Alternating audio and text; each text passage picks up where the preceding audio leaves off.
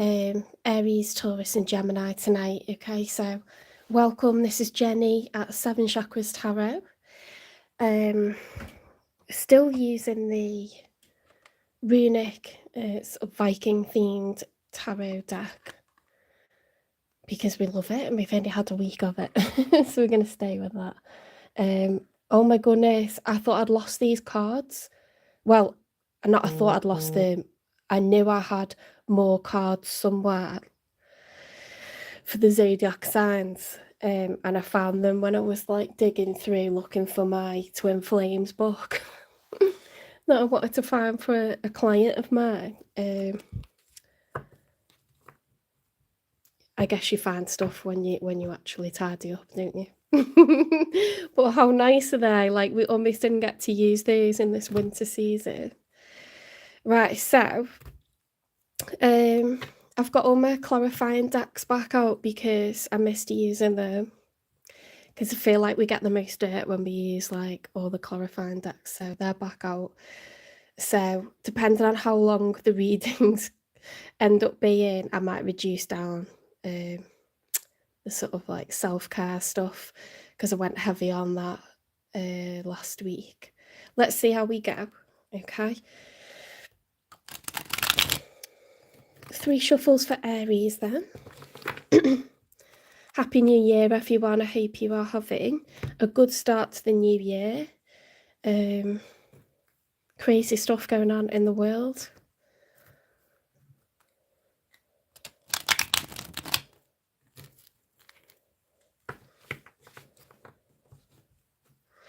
I think what we've got to do for our own mental health is focus on what our own individual, like, immediate problems are, because if you take on every single problem going on in the world, you'll just be permanently depressed, honestly. You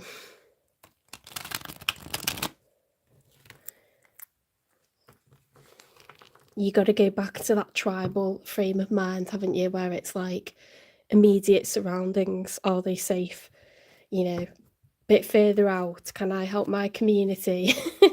If you're in a position where you can influence others to behave the way, you know, the way that human beings should, to think before they act, to consider everything, you know, that's always good. I like that aspect of being a teacher. I don't like it if I feel like students are resistant to it, but if I feel like I've got into their heads about something in a positive way, it's very fulfilling. So, you know, just do your bit, like give to charity. It's really difficult to give to charity at the moment because everything's busting, like all the clothing banks, the book banks, people are like stacking bags outside, you know, so it's a bit hectic, isn't it, at the moment? Everything will calm down. It's because it's been holiday season. I guess we've all bought a load of new stuff if we're lucky, and we're that way inclined. We've got some money to spend, or we got giving gifts. And it's like, oh my god, I looked around like last week and I was like, there's so much stuff in my room. Like, I have so much stuff I have to get rid of. I have to get rid of, you know, like some things. Like, I can't keep hold of everything. So yeah, I did that, but it looks like everyone was doing the same.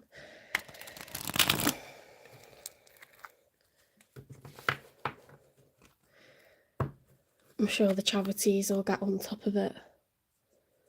They must have to take on like extra work, mustn't they, like this time of year? Oh, hi, welcome in. These are collective readings by zodiac sign. They're love readings. So I do personal readings, but I don't take questions in the chat. I just go through the signs, and then you watch your sign or the sign of your person and see if it resonates. Does that make sense?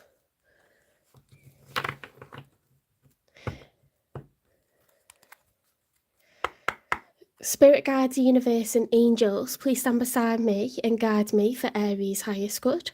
How is Aries feeling in this second week of January, because we're looking at the week ahead? Welcome in, guys. How is Aries feeling in the second week of January 2026 with regards to when they're thinking about dealing with or manifesting in. 3 cards for Aries, first of all, please.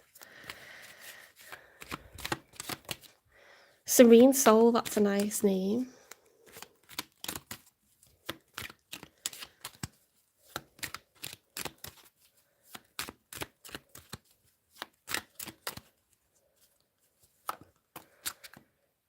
Right, so I'm going to take that as the challenge position because it was more side on than anything. So what is it? Oh, it's the 7 of Swords.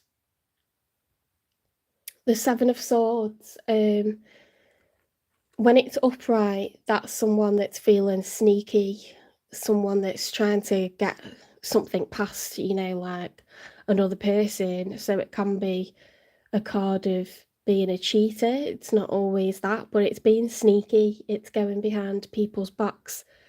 You know, that person's hidden out of sight and they're ready to jump out. It's like a trap, isn't it? Like, I am scheming and plotting and I'm acting on it. So when it's reversed, sometimes that's being exposed.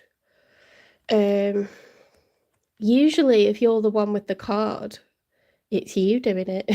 So I don't know what you've been up to, Aries, but I don't know if you're considering like getting up to something naughty. Something that you don't want everyone to know about, or you're having to be strategic. This is to do with your love life. So I don't, you know, for example, it doesn't have to be that you're cheating on someone. It could be like you're trying to date without letting your kids know, you know, because you're not going to tell them and get them all up in their heads, or you're not going to tell parents and get them all up in their head before you know it's even going anywhere. Like, why tell anyone, really? Sometimes you do, and you say, oh, I've got a date, and it's a first date or whatever, and you have people come to the house. But as you get older, it's parents, they're not as chilled. They tend to like look 5 years ahead and go, well, how's this going to affect me? You know, and everyone gets really invested and vocal about who you're dating. So sometimes you do it in secret, you know, like keep it on the DL for a little while. Or you don't know what this person, I don't know. Yeah, everyone's got their reasons, okay? Everyone's got their reasons. They don't want like the spotlight for whatever reason. That's just an example. You'll know what it's about. What have we got here? We've got a combination. The Ace of Wands upright, the 6 of Cups reversed, the Hierophant reversed, and the 6 of Pentacles reversed. Holy moly. I mean, these are not nice cards to get reversed. It's going against your better judgment. Are you getting involved with someone from the past that is like a player from the Himalayas? Basically, a Page of Wands. A Page of Wands is, for me, it's someone inexperienced. They represent someone that's never walked a path before. So that path is new, i.e. dating a new person. So when it's an Ace of Wands, that's something we really want, something we've really tried to manifest and actively work towards. It's a huge amount of desire. Wands are fire. It's passion. It's I really want this. It's ambition. Competition. It's all about drive, like solar plexus. So if it's something you want that much, it's probably someone you already know, like you want a do-over. So that's what I was thinking. And then we've got, you know, this 6 of Cups is nostalgia.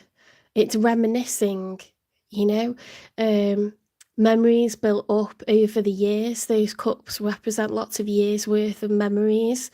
You see, it's like a happy family. So this is someone that, you know, you love, and it's a deep love, like a soulmate card. You tend to associate people from the past, people that you've already known.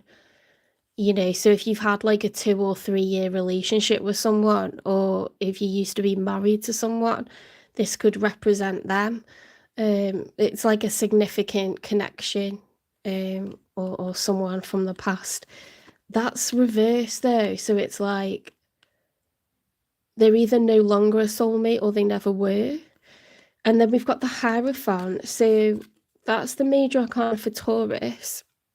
The Hierophant is the teacher. So I don't answer questions in the chat. You might be able to get onto a channel where someone's taking questions in a live Q&A.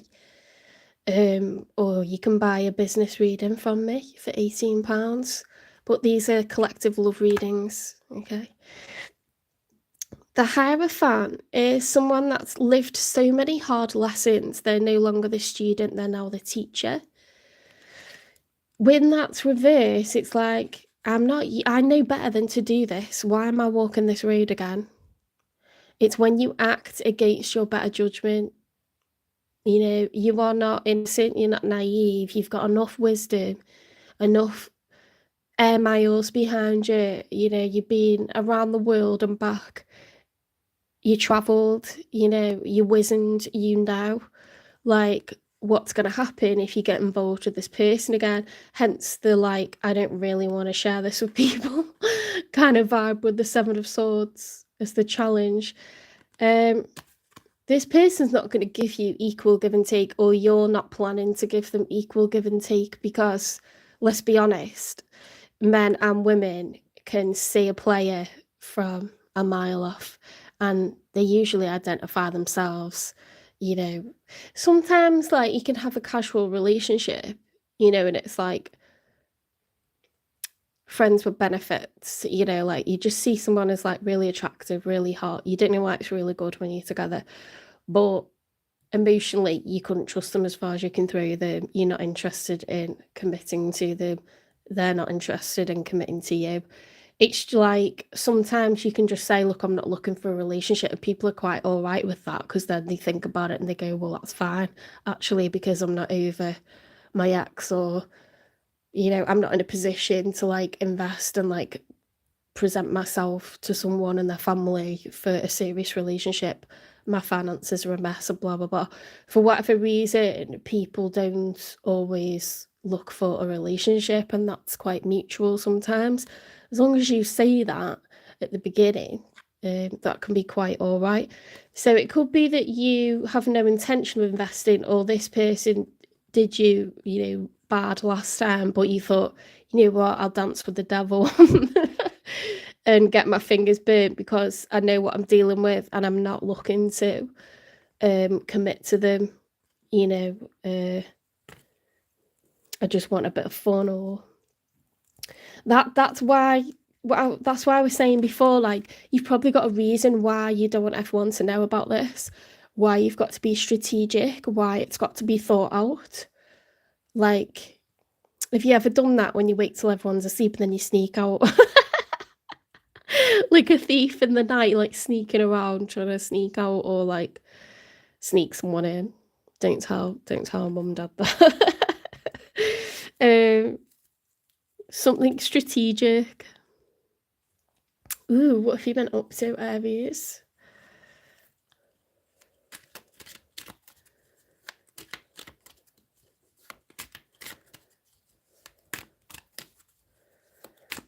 Hi, Monique. Which card is it? Is it the Seven of Swords or something else?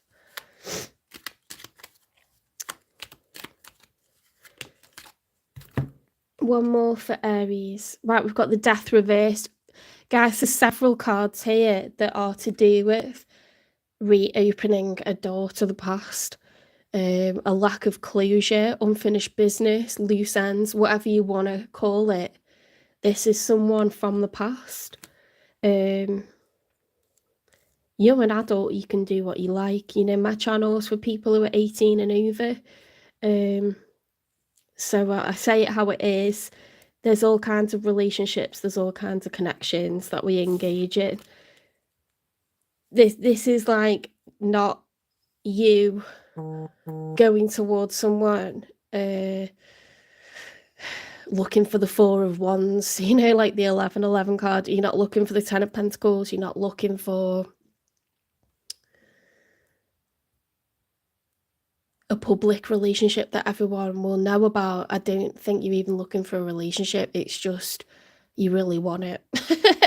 There's some sort of motive, some sort of goal, some sort of ambition. You really want it, and you know people deserve to have a life. There's something to be said for being noble, but there's something to be said for having freedom, choices, having a private life, being a grown-up, knowing what the deal is, you know, and it's not always that it's because the other person doesn't want to. Sometimes, like, they want it, or neither of you want it, so you're just quite all right, like, spending time together like that. It's fine. What we don't like is love bombing, pretending, future faking, trying to get money out of people. You know, all of that is really dishonest, and it's not necessary because you hurt people in lots of ways when you do that. If you're just honest and you say, look, I'm not available, like, emotionally, financially, I'm not there, this is all it would be. On your own head, be it. It's whether the other person can get their head around that. When girls are really young, I don't know if this happens to guys as well, I think it probably does, but you think, oh, they'll get to know me and they'll suddenly want, like, to marry me or something, and it's just like the person's like, no, I know I don't want to. It can get messy. Oh, this is a card that I really don't understand in this deck, you know. It's I did look it up when I bought the deck like a year ago. It's to do with mythology, and it's like a tree of life, and then that's like the underworld. I mean, you can see like a rainbow here. That's really positive. It reminds me of the Wheel of Fortune, actually, because it, without like having to look too detailed at it, that's more kind of like positive and sunny on the top, the trees in leaf. If you spin it around, you know, it's like all kind of like bare and straggly, and it's like the roots, but it's also like a tree that's dried up, barren, you know, dead. So it does make me think of like the Wheel of Fortune. I mean, it's upright, so I wouldn't worry about that.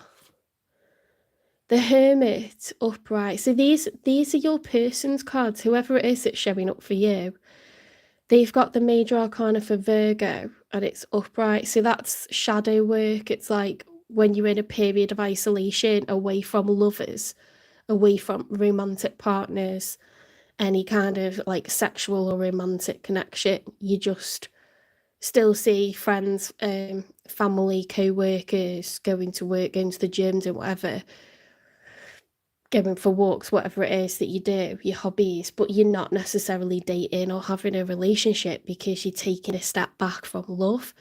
And it's not for no reason. It's to do some intense like introspection, you know, to put some boundaries up, to put up walls, put up some defenses, because you know that if you got your heart hurt again so soon, it would really, really really be difficult for you, like emotionally.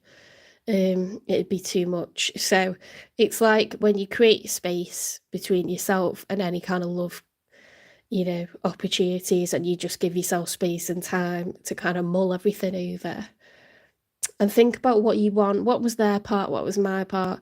What do I want in a person going forwards? What are my non-negotiables? It's very important, and it lasts for about 6 months or more. You know, some people it's a year and a half. The World card reversed. So the World card reversed is a pessimistic energy, because when it's upright, God, that's terrifying, that, isn't it?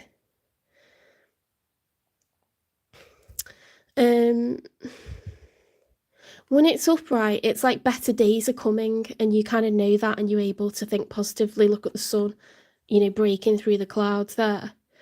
When it's reversed, it's like the sense of no, better days are not coming, everything everything's shit, everything sucks, like it's just one thing after another. It's never going to work out. Love isn't meant for me. You know, when you just get really like on a downer. Page of Pentacles upright. So Page of Pentacles is someone that's like waiting to offer.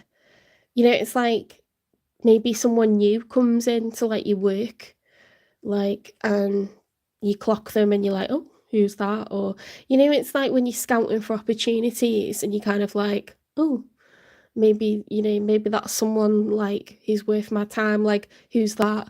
You know, like it's curiosity because you're kind of looking to put your pentacle somewhere, and pentacles are increments of time, money, or energy.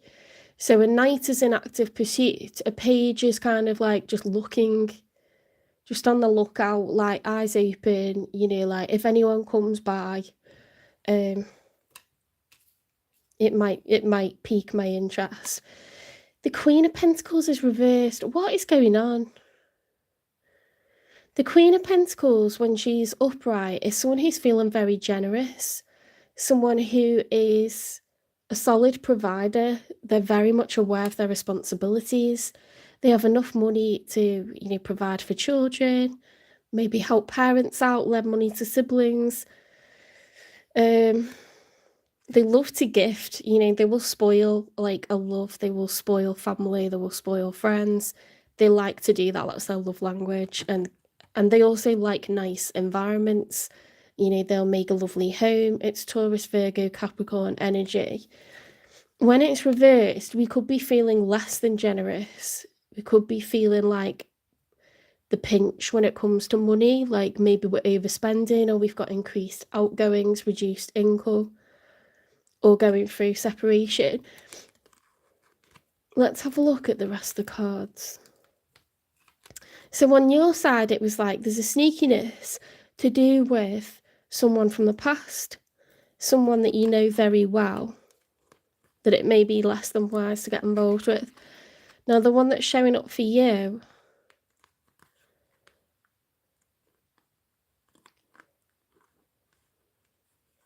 that's just like such a strange energy. It's like very mixed. Some of it's positive, some of it's negative. It's non-committal, isn't it? Because it's like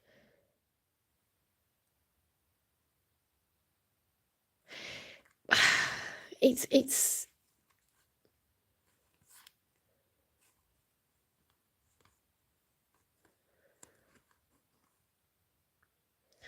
I was going to say it's non-committal, but a Page of Pentacles intends to spend time, money, and energy on someone. But then has this person got no money? Are they divorced or going through a separation? Like, why? Or are they, or they're feeling less than generous because they've got money, but they're less than generous because they've been through some crap. Because why would they be in hermit mode if they haven't just had a separation? Why are they feeling down? You know, we tend to feel pessimistic after a breakup, don't we? And they've got the world reversed, which is pessimism. Ooh. It's like trying to like get with someone who's, oh, I just, it's triggering me because I always come across people when they're like, they're walking wounded. Honestly, it's like, it's making me just reflect on myself. Because if I was going to advise someone whether or not to get involved with this person, I'd be like, don't touch them with a barge pole. They were like, they're not emotionally available. The finances are like under huge strain. Like they probably just come out of something. It's going to be messy. You know, they won't be able to focus on you or whatever. And then I'm like, Jenny, that's what you do. Like, right, let's get another one.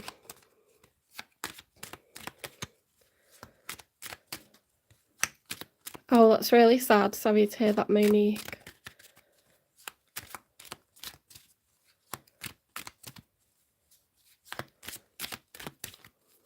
Yeah, that's really nice of you to try to be supportive. The Lovers reversed. See, this person experienced unrequited love. Okay, because if the love is upright, it's the major arcana for Gemini. And it's when each person mutually, feels totally in love. They're like, you're a soulmate. I feel like I've always known you. It's that like recognition of someone that you've known your entire life. If you haven't known them for many years, it feels like you have, because you just work and the relationship just flows. But that's why, because you have known each other in a previous life. Okay, so the Lovers is like the most significant connection, really, in terms of healthy connections.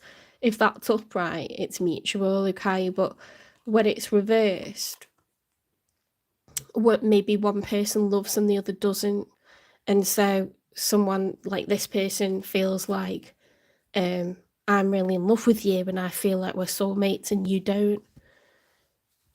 Which is interesting, because on this side we have the Six of Cups reverse, so that's like the equivalent to this Lovers card, and you can't get the same card twice in a 78 card tarot deck. There's only one Lovers card, there's only one Six of Cups card, so you kind of view each other in the same way, like you're not a true soulmate, or we're not soulmates anymore. There's a lot of history there.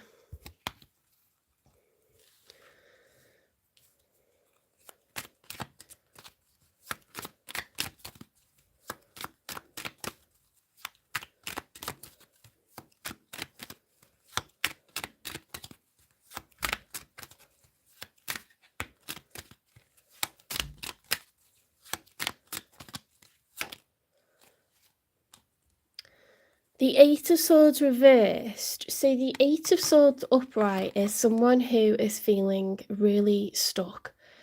They're all in their head. They feel like there's no solution. It's just a bunch of problems. It's mentally having the perception that there's no solution. Like, I can't fix this. This is too difficult. When it's reversed, we're coming out of that and we're realizing there is a way to solve this, or there is a way forward, or it's not as bad as what I thought. You know what I mean? It's becoming less kind of like pessimistic, more optimistic. This person perceives themselves to be trapped. It's not the reality. It's not the reality. It's like perception. Let's get 3 for the outcome. So there's a lot of earth energy. There's actually like, there's Gemini, major arcana, there's Virgo, major arcana, and there's the Queen of Pentacles, which is earth, Taurus, Virgo, Capricorn. So you've got double Virgo. So I don't know if you're dealing with someone that has these placements, or that's just kind of explaining what's going on with them right now.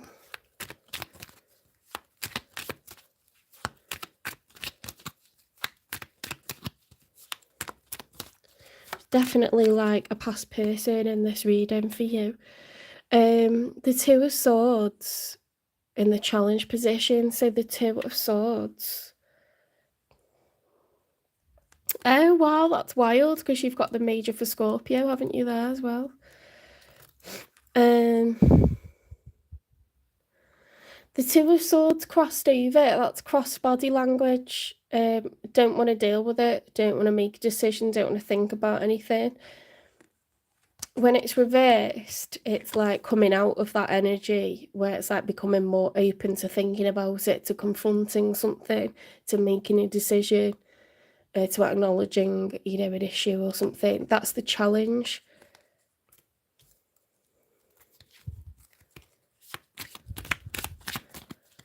I was feeling like a bit tired earlier, and I was like, should I do my tarot? Should I leave it till tomorrow?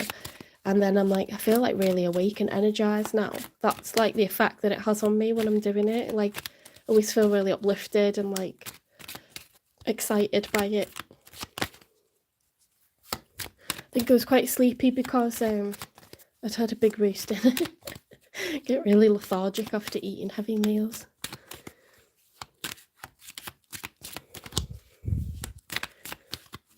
It's been snowing here today. It's been snowing. It snowed first thing this morning, just lightly. It was heavy, like large flakes, but like it didn't last for a long time. And then it's been snowing tonight as well. So about the same amount. It's, I don't know, I haven't looked at the weather, but I'm meant to be back at school tomorrow. The kids aren't, so they'll probably want it to snow.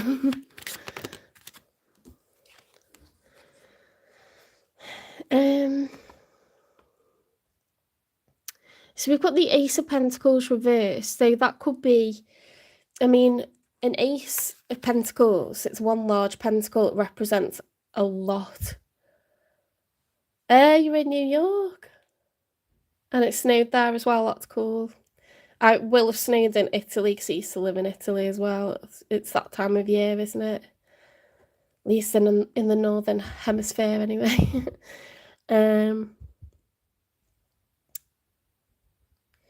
This represents a lot of pentacles. Okay, so when it's reversed, upright, it's like a promotion or, you know, moving in together. It's financial opportunity being granted to us because we've worked hard towards something we really wanted. That's like a level up, you know. So it could be getting a house together, getting a job, getting promoted, some sort of financial increase or win.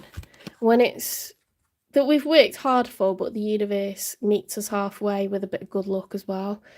When it's reversed, it's a loss or a lot of outgoings of pentacles. So that can happen with separation, or some sort of missed opportunity.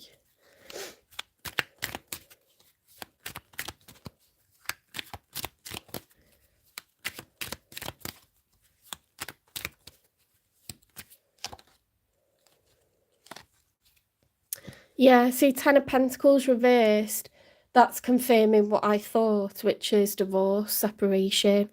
Pentacles are being lost. Let's have a look at the artwork because it's very cool.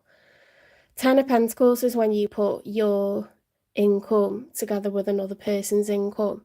You put your savings together, you know, you put money into assets, so you have joint assets, joint savings, you know, joint pensions, all that stuff. It's very much a family card and it's lasting generational wealth. So when that's reversed, that things are being divided, assets are being divided. You know, it's particularly when it comes to money. There's divorce here, there's separation, there's a loss of money. Interesting.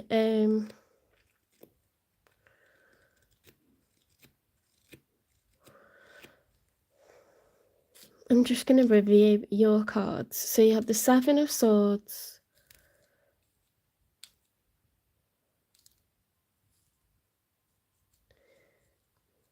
Yeah, it's like you're going towards someone from the past in a very strategic way. It's very thought out, it's very premeditated, it's planned. It's not being done spontaneously.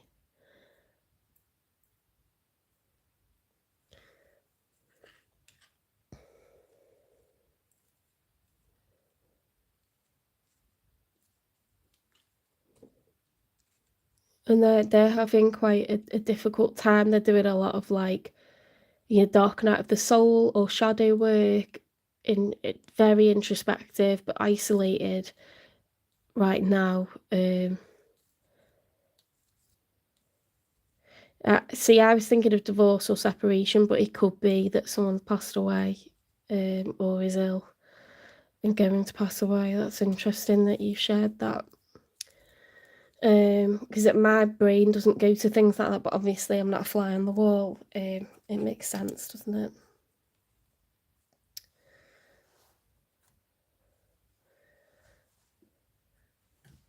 Okay, so let's get a message from this person.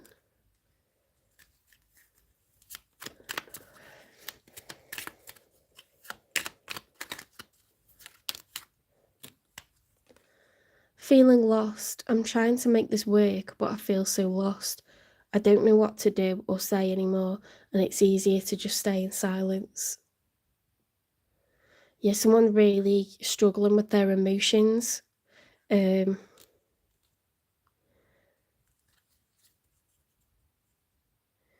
It's like when you know that you're supposed to be a kind of way and all the stuff that's really easy and effortless when you normally, you know, are in company with another person or people, you would just make conversation or you just totally relax, but you can't be yourself when you're grieving. You can't be yourself when you're grieving a relationship or a person.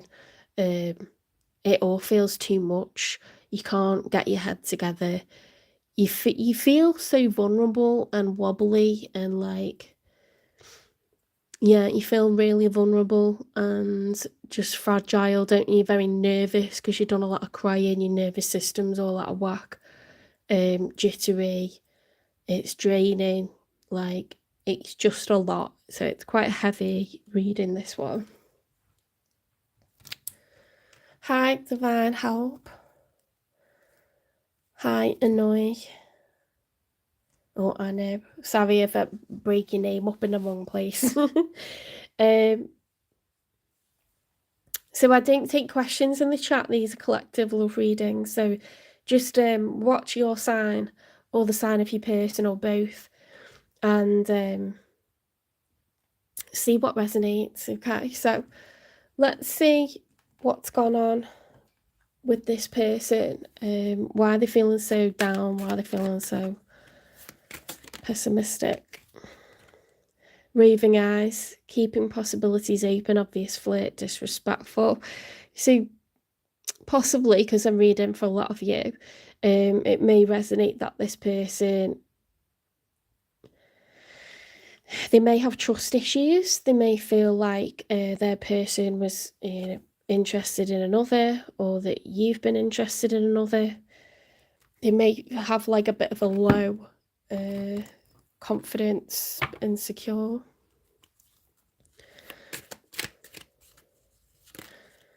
It might be that it's their confidence. They may be an insecure person, or that person could have been, a player that they've previously dealt with. So that's made them feel a kind of way because they don't deserve to be treated like that.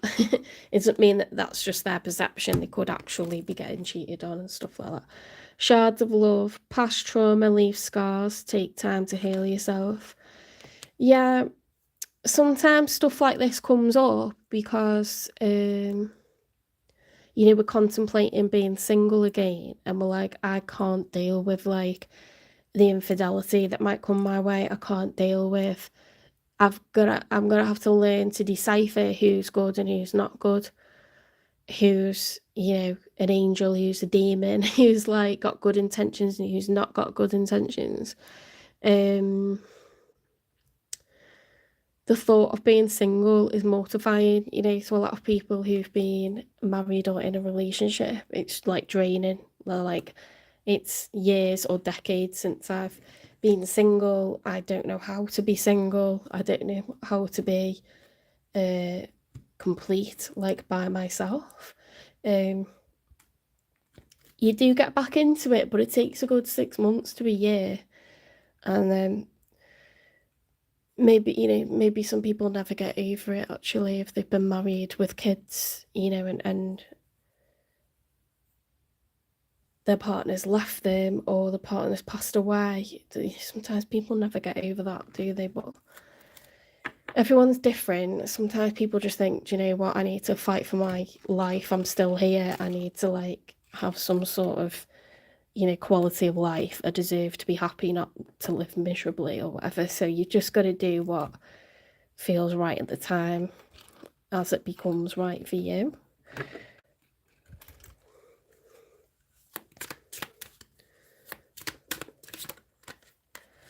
Toxic. Yeah, something's something's been very unhealthy in this person's past. So they're very pessimistic about the future. I don't know if you guys had a toxic relationship previously, or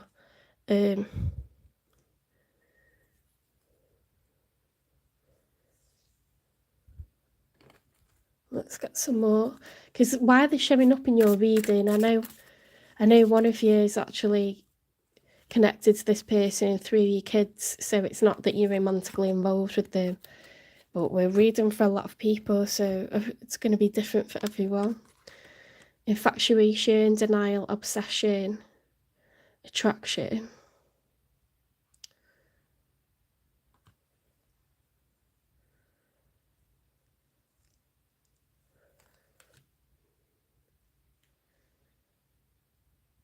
Yeah, when you get infatuated with people, and I'm speaking for myself as well here, it's very difficult to stop getting involved with them, because there's something really exciting about it, or it's part of your own, like twistedness, that you like the drama, or you'd rather have a bit of drama than nothing going on. Some things are not good for us, and yet we go towards it. It's something to do, isn't it? Something to do.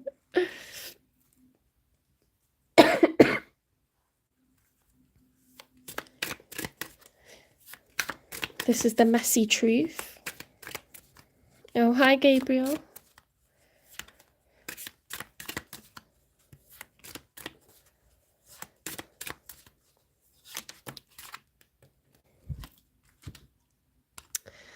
Only when convenient, used for attention, emotional utility, no depth. Are you still there? I'm not coming tonight. Oh my god, that depresses me so much, that card, because that's a horrible, like, situation when that happens. If that's ever happened to you.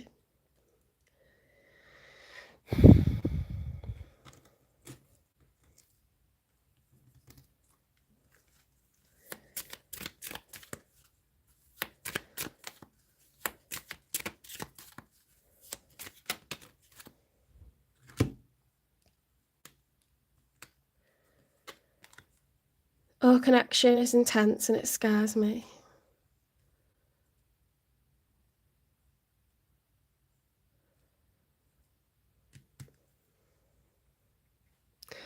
I mean, look, there's a lot of history there. You're having to be strategic. They're feeling very down about relationships in general right now. They are starting to come out of their head. In the outcome, there is separation, there's division.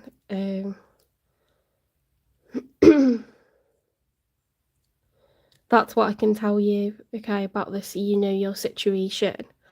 What they're saying is that they're really struggling with their emotions right now. They feel really lost. They actually don't have any answers. So if you're worried about their intentions, if you're worried about their movements, they're not even like thinking at the moment. They can't get their head together. Okay, this is like someone that's really struggling. They could be depressed even, or crying. Where have I put my message? Oh, it's these. I'm using these. Sorry, I changed everything around a week ago, and like, I'm ready. That's really weird, because that is a leap of faith. 0 is a reset, like a new chapter.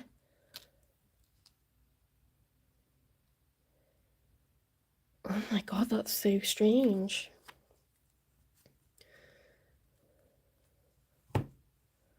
Because you've got the Ace of Wands as well, which is like, you would get the Ace of Wands after this if you're going to have a rebirth. Ooh, something's brewing here. Something's brewing, okay? But we're not quite there yet. It's too messy.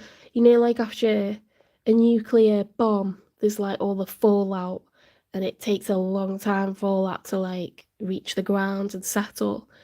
There would need to be some time before, but do you feel like we've got like sunlight being shone onto a little seed, and a little bit of rain and a little bit of soil and a little bit of sun, maybe something's going to break through the surface. It's like an inkling of like something to come, but there would need to be a lot of time.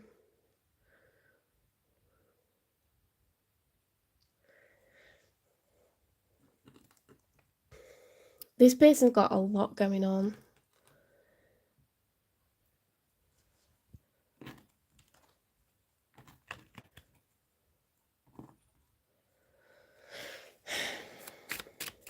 This is karmic lessons, this deck. Because this is someone you've previously been involved with, and it says that it's against better judgment too. Oh my god, look at this. Owning your mistakes. Growth requires accountability.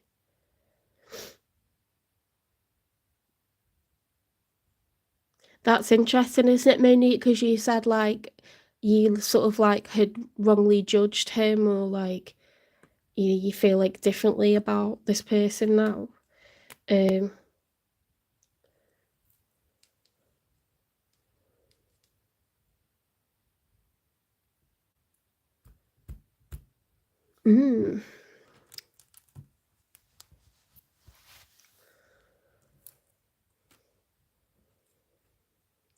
Let's get,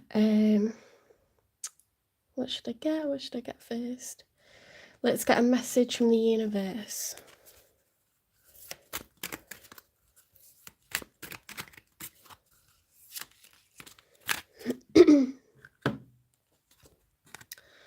This stressful situation is almost coming to an end. We are sending positive energy, financial help, miracles, and life-changing blessings your way. Oh, it does feel like a really rough time. It feels like a really rough time. Like, yeah, particularly for like the cross-watcher, for the person that's on this side, that you're thinking about, Aries, like, that they're going through it, definitely, in lots of ways. Let's get you some general advice then.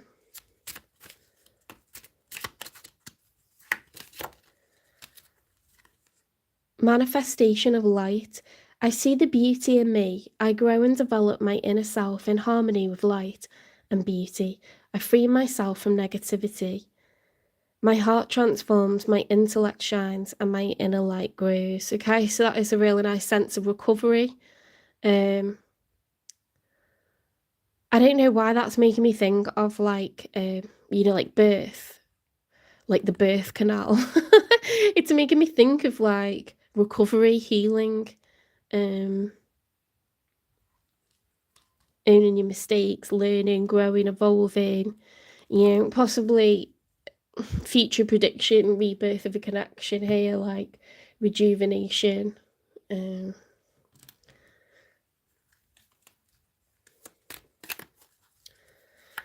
We're all doing spiritual work. It's lifelong. Okay, that's the point. It's lifelong. No one's a finished product. We're all a work in progress, and our perspective changes.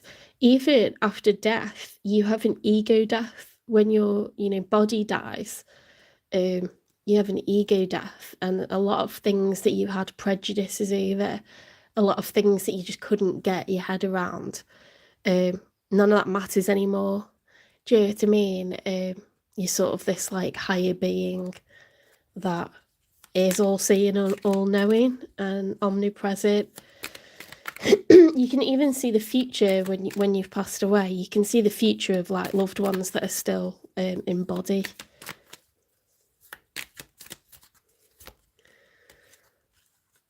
I love the person I am and the one I am becoming. Spend 15 minutes doing something you love. Yeah, because you deserve to be happy, and the happier you are, the more endorphins get released, the more cortisol gets dissolved, and you become better at problem solving, you're optimistic, you give out high vibrational energy, people enjoy being around you, and it is just like an upward spiral, and it's like a ripple effect outwards. Your aura burns bright, you attract like colleagues, bosses, you know, friends, random people at the bank, you know, pets, children, animals, wildlife, they all come towards you because you're just glowing. So like, you know, have hobbies, do allow yourself to have fun and not just be productive, because Aries, you are the emperor, and you know, with great power comes great responsibility, but you can get a bit serious, and you are the best at planning fun stuff to do. I bet this person needs a bit of your Aries energy, because they're really fun to be around, Aries. Terrifying to be up against, but they know how to have fun. I surround myself with love and positivity. Make plans today to spend time with someone who uplifts you. Nice.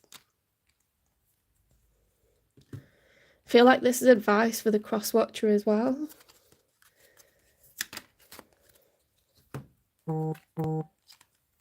Oh, thanks, guys. Breathe from heaven to earth. Close your eyes. Make sure the soles of your feet touch the ground. Breathe normally at a normal pace. When you breathe in, imagine that the breath is traveling inside you from heaven to earth. When you breathe out, think the opposite. Keep doing this for 5 to 10 minutes. Deep breathing relaxes the body, and concentrating on breathing calms the mind. That's a good tip.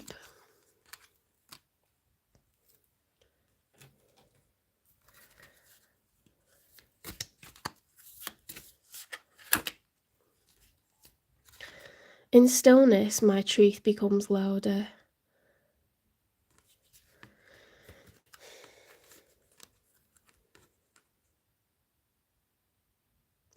You've got a lot about, you know, slow breathing, being calm, manifesting light, thinking positively, slowing yourself down. You know, it's, oh God, I've knocked everything over. It's for both of you, because, you know, your mind goes hysterical, doesn't it, when you're stressed, when you feel like you can't get your head together. You can feel pessimistic. Your mind can be the master of you in a bad way. So it's really good to kind of like do cognitive behavioral therapy and consciously like slow yourself down, consciously unclench everything. Swimming's really good for your mental health as well, because that regulates your breathing.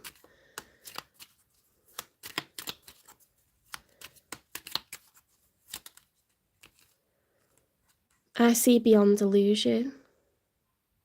Ooh, that's the that must be the crown chakra, mustn't it? Or sorry, the third eye chakra as well.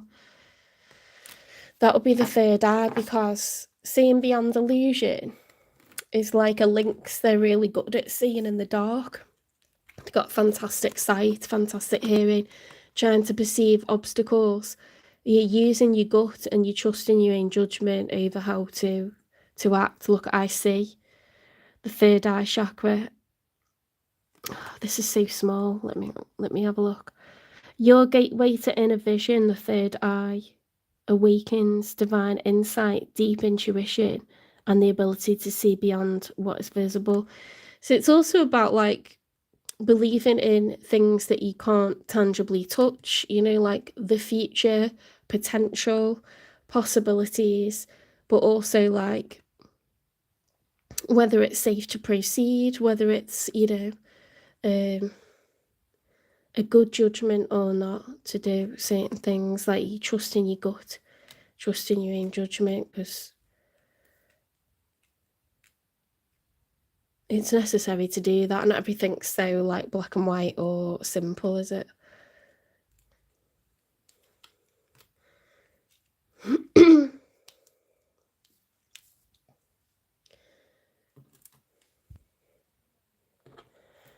Should we finish off with an angel number?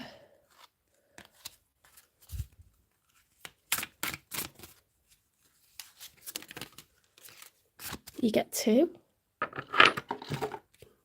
I'm just knocking everything over like a train wreck tonight. 2-1-2-1 energy levels. Prosperity, harmony, journey, waiting, discipline, exaggeration, the opposite sex.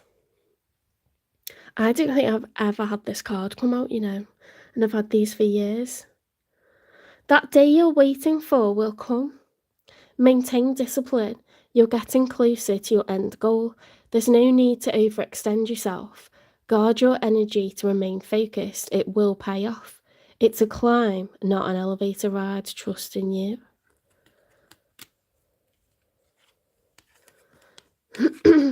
One four, light up.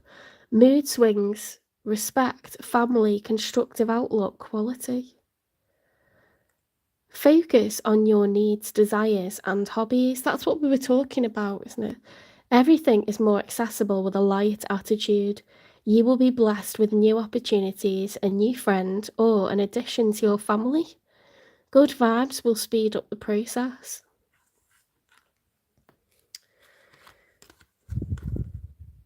Very interesting numbers there. Even numbers, stability, duality, new starts, like...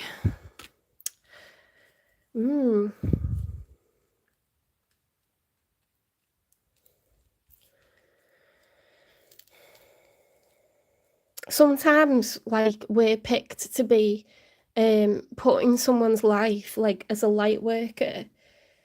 You know, the term light worker means that you bring light to other people who are in darkness. They can't see the light. You know, they've got themselves into a right emotional hole, you know, with depression and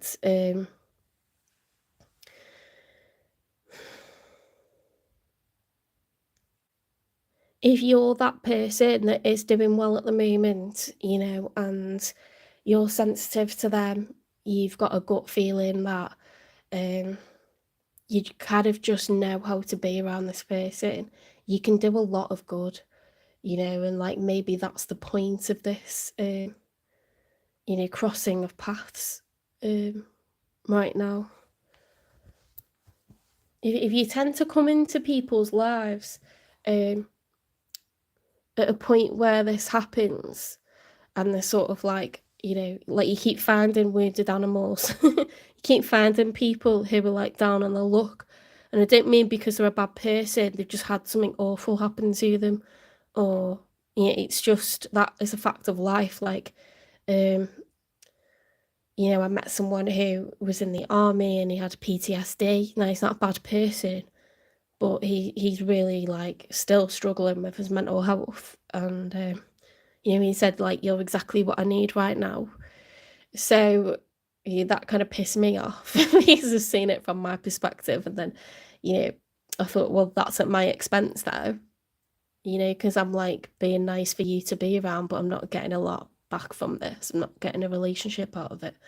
But I've kind of realized that just because it's not turning into a relationship doesn't mean that it's a wasted connection, or you come into people's lives for a reason, a season, or a lifetime. It's not always for a lifetime, and if it's not for a lifetime, that doesn't mean it was for nothing. It doesn't mean that we have different purposes towards each other.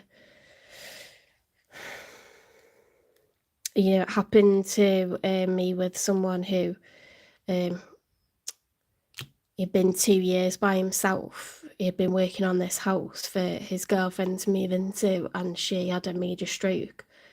And just, you know, he was just like waiting for it to get better, and she just never did. And he was really struggling. Like, I was really worried about his mental health. And he was like, "Why would God do this?" And you know, he was just so depressed. And it was so odd, but like my nan was, she had locked-in syndrome at the same time. And then this guy had like bought the house next to where my sister was living, so I was going there every day because I had young nephews, and I was single and like heartbroken, and then like he was just, like going through all this, like, why has this, you know, girlfriend be taken away from me? Like, I'll never have the relationship, and it's like so harsh on her, and why am I healthy and she's not, you know, I wish it was me, and all this. He was so depressed, like, But it's like a lot of people were trying to help him, but because my relative was going through the same thing, it was a bit weird. It was a bit like I was put in his path at the same time, and then it gave me perspective over like what was going on with, you know, my nan, and the fact she's a lot older. It could have been, you know, happening to her when she was young, like it happened to this girl. I don't know, I've just come into a lot of, it's not always like that. I'm not like only meeting people who are going through bad times, but it's happened a lot, like more than your average. There's definitely something in it, and that's when my friend was like, maybe you're a light worker, and I was like, what's that? You know, and it's like you do tend to come into people's lives frequently who are having a bad time at the moment that they're having a bad time.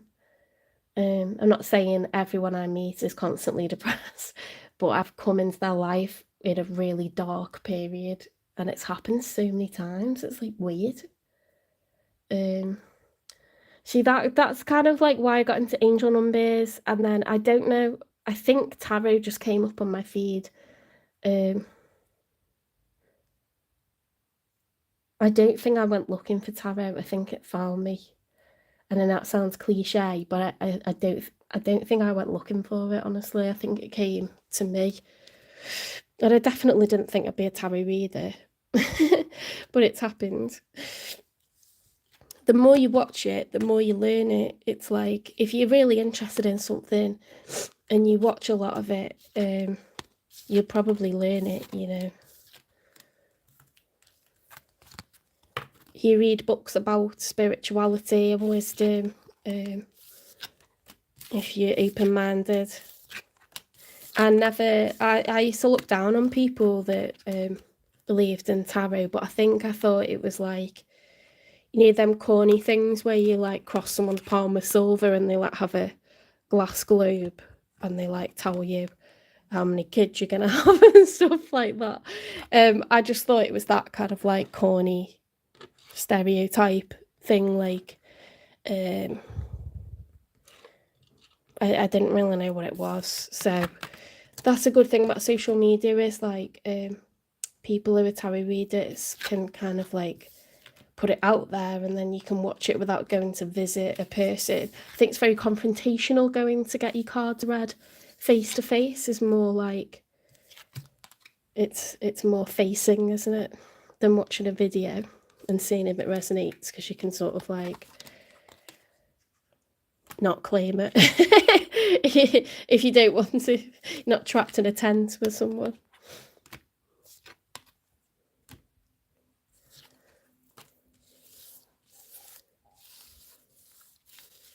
I think that's why a lot of people assume that there's just charlatans online as well, but it's not. Like, we're doing it because we believe like we're here to help people, or we understand something more now, you know, and like we want to share that with people. It's not, I'm not a swindler, I'm not trying to get one over anyone.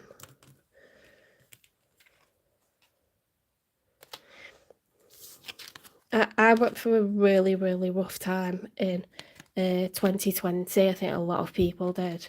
My whole life changed, like where I was living. I lost my job, my partner, my home, everything. And, you know, Brexit, like, will have had the same effect. It all came at once. And that's when I started watching tarot, to be honest. It was like around 2020, 2021.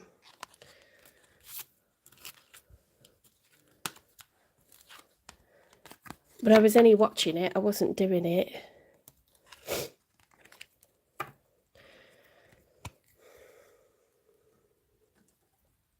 I only started the channel like, how long is it now?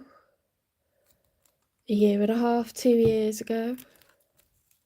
It was at the beginning of the summer, after I finished my PGCE.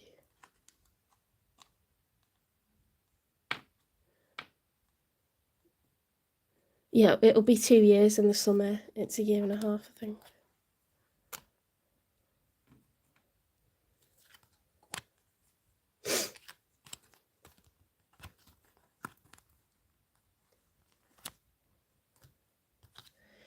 My phone charger is going to be dead annoying because the cable's all like yanked and everything. So I'm just going to hope that it charges. Oh, hi, Sarah. I've got a mod in the house.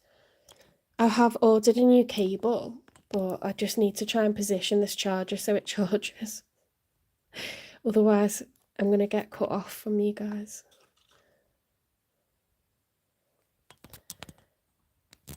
How can I get this charging?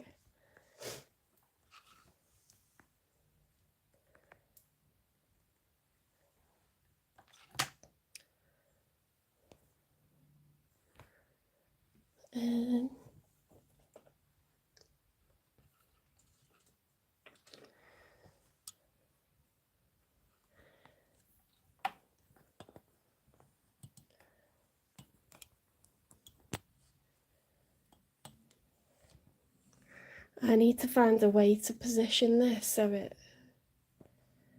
it charges, because we're going to run out of battery. Oh.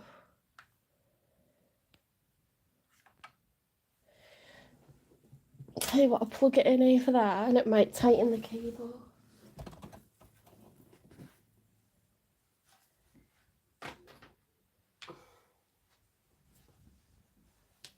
You can get wireless chargers now, can't you? I need something like that. It's charging, yeah. When the cable's more taut, it works for some reason. Okay, let's do the Taurus read.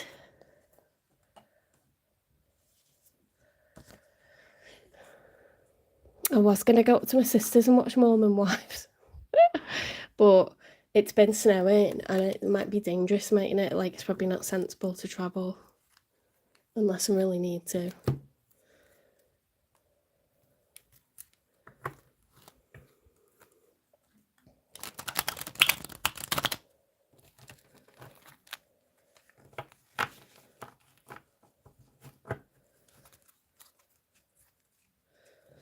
Yeah, so I'm doing, I've done Aries, I'm doing Taurus and Gemini, but I'm just doing those three. Can't sit for 12 hours, so I'll do 3 each night.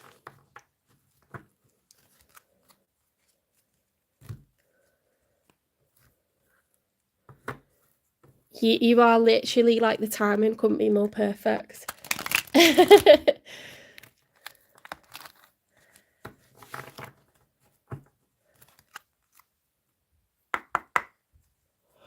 Spirit guides, universe and angels, please stand beside me and guide me for Taurus's highest good. How is Taurus feeling in this second week of January 2026 with regards to what they're thinking about, dealing with or manifesting in? 3 cards for how Taurus is feeling, please.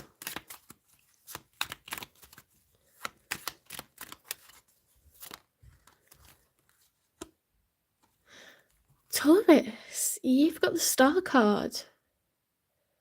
That's the major arcana for Aquarius. It's healing and or wish fulfillment. Very, very nice.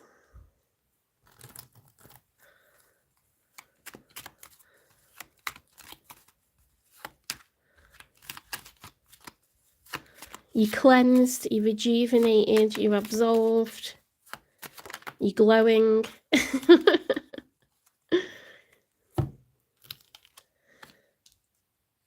Seven of Pentacles. So, reflection. Looking back at the past, what have I achieved so far? Is it enough? Okay, very nice, thoughtful energy, taking stock.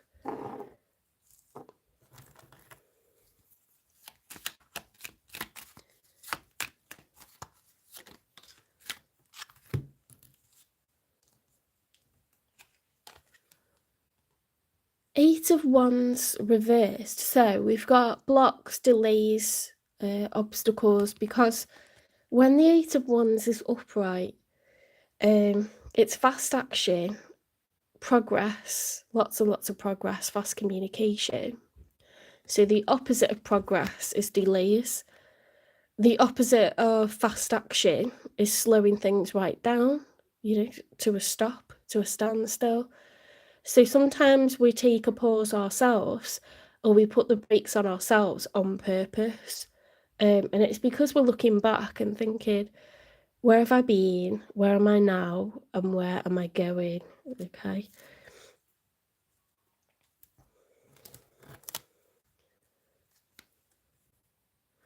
So let's see who's showing up in your energy. That was weird, the way that like cartwheeled out. The devil cartwheeled out, Taurus. So it's the major arcana for Capricorn. It came out in the challenge position. Okay, it cartwheeled out. So someone could be struggling to detach themselves from you at the moment, because when that's upright, that's obsession, codependency, when you can't stop going over something in your head, you know, obsessiveness.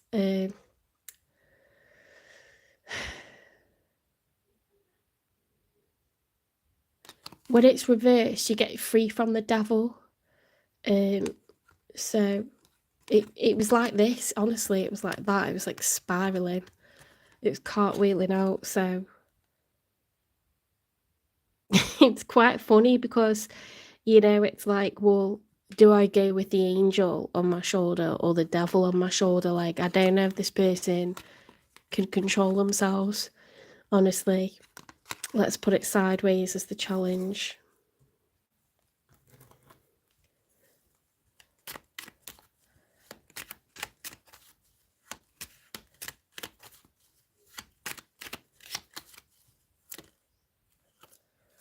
Right, that's very definitely in the reverse. What is it?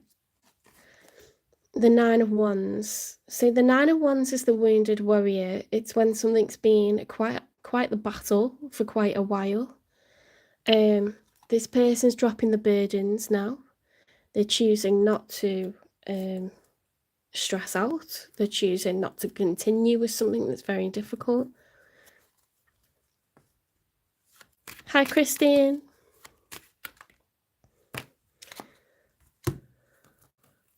No, it's not a good sign when the devil cartwheels towards you. Let's have a look. The world reversed. The justice reversed. Whatever that is, can't pronounce it. It's the tree of life.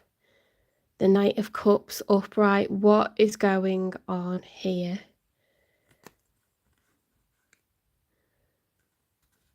The World card reversed. So in the story of the major arcana, the fool realizes that he must take life rough with the smooth, that better days are coming, must remain positive. That's reversed. So this person feels like, you know, victim mentality, like victim mindset, like, why is everything pitted against me? The justice reversed, like, this is unfair, this is unjust. Okay, so the justice card upright is like, oh God, that's fierce, isn't it? It's like this person's creating their own justice. You know, that's like before that happens, when everything feels unfair, like this person feels wronged. This is something specific to Viking lore, Viking mythology, okay? Without overthinking it, you know, the tree at the top is full of life. It's covered in leaves, the sun's shining, it's breaking through the clouds. When it's reversed, you know, it's like roots, but it's also looks like a tree that's very barren, that's dead. Yeah, it's gloomy. That's upright, that's turned upright. It makes me think of the Wheel of Fortune, which makes sense really, because we've got the devil card as the challenge, and then the Knight of Cups is like, I need to move towards Taurus and tell them how I feel about them. You like talk from the heart, like open up and express my feelings for them. So possibly what they have been doing is feeling sorry for themselves, and they're about to like take control now, because knights are in active pursuit. and they seek out, you know, the person of their affections, whether it's for sex, whether it's to declare their love, whether it's to say, hey, I want to be exclusive, I want this to go somewhere, I want to invest, you know. They're in active pursuit going towards a person. It's not just looking, it's I'm going for my person.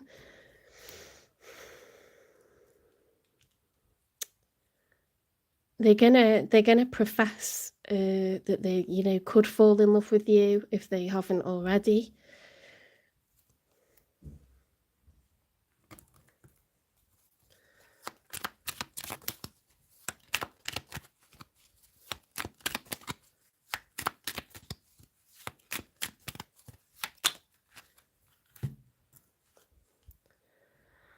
The Six of Swords reversed, unfinished business. Yeah, they have not forgotten. They don't want to move on. This person's codependent on you. They do not want to move on. They want to, you know, have that. They've pictured it in their head, what it will be like to tell you, like, how they feel about you. Whether that's right or wrong, they're going to do it because they can't leave it. They have not moved on.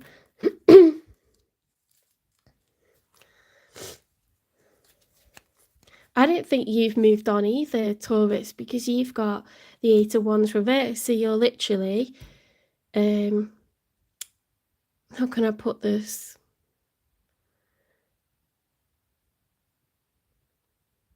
You're literally throwing your spear in the ground and you're sitting down on a rock like, well, I'm not going to walk because I don't know where I'm going and I don't really want to move on. I don't really want new territory. I don't really want a new person. You know, like, if you're sitting still, it's because you want to. You're looking back. I think you have healed, but you're not necessarily excited for new. Possibly because you're waiting for them. Now we've got the Knight of Wands reversed, right? So Knight of Wands upright is an active pursuit, and it's like, I'm going to do what I feel like doing because my body wants, you know, to be naked with their body naked. It's like I'm in passionate pursuit because I feel horny. Do you know what I mean? Like the Knight of Wands is about sex, really. When it's reversed, someone's either overly lusty or they've lost libido, and I don't know which way it is. So that's in the outcome. So let's get a couple more cards so we know what's going on. Four of Pentacles reverse. So the Four of Pentacles, when it's upright, is the miser. See, that's like, I'm not really interested in sharing what I have with others. I'm not really interested in, you know, being generous with my resources, my time, my money, my energy. I'm going to burn bridges if I need to, like, because I just need to, you know, take care of like what I've got and keep hold of it, because, you know, sometimes you're miserly because you're just kind of disillusioned by what's happened previously with other people, and therefore you're carrying that into the future. You're not interested in it. I'm not dating at the moment because I cannot be arsed with drama. I can't be arsed with someone wasting my time, my money, or my energy. So that's that kind of vibe. When it's reversed, it's like becoming a bit softer, a bit more generous. The pentacles are going out of the bank account, out of the wallet. Okay, so we're starting to be a bit more hospitable, a bit more charitable. We're starting to warm up a little bit.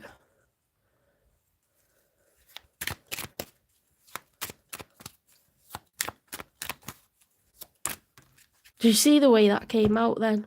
The Queen of Cups in the challenge position, like, can I forgive this person? Because the Queen of Cups upright is someone who's got forgiveness. They've got an open heart chakra. They're ready to, like, let bygones be bygones. They don't want to hold a grudge. They don't have an axe to bear anymore. The Queen of Cups, when she's reversed, is closed off, muddied heart chakra, like, I'm pissed off. I still, like, remember what it felt like. Why did he have to do that? Why did she have to do that? I feel so betrayed. I feel so angry. I feel so down. You know, like, it's not being able to get past it. It's a lack of forgiveness. See, like, that's in the challenge position.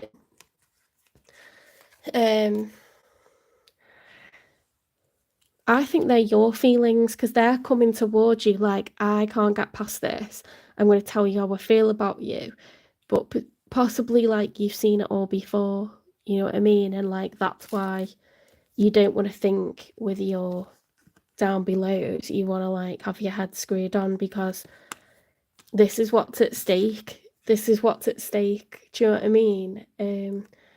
The healing has taken place. And that's taken work to do that. That's taken time apart to do that. That's taken, like, a lot of forgiveness, being an adult. You know, and you're trying to look back and think about, like, being practical, thinking about how you want to go forwards for yourself. And you're literally putting the halt on, like, love and everything, because you don't want to just be, like, in this vibe, because this is where I'm playing a game at the moment, and it's like a warrior who's, like, she's like a bounty hunter, and she's, like, galloping around, like, Mount Fuji and, like, meadows, and, like, there's people laying in wait, like, with traps out and stuff. And, you know, if you rush in like this, you could take a big fall. You know, there's no kind of, like, time to see any dangers when you're going this fast. There's no time to think. There's no time to look out for any traps. Do you know what I mean? I don't think you're interested in, like, falling down another trap or being tripped over again. Why is this person, you know, like, so confused which side to be? Like, what part of it should they be for you? Like, should they go towards you? Should they stay away from you? They don't know. Why don't they know? Because maybe they know, like, they haven't got good intentions towards you.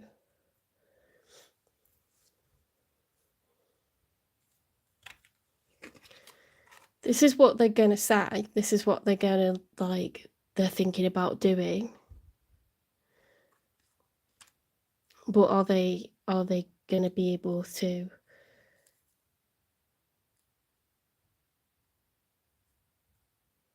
act, you know, accordingly, like, act correctly towards you, like, court you openly, treat you with respect, like, you think of your feelings, like, all the way through? Are they going to take care of your heart? Because that's someone that's promising to take care of your heart.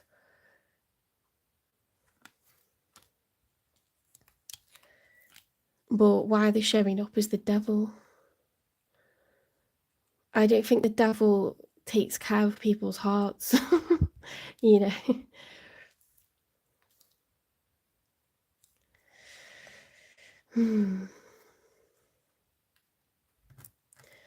Let's get a message from them.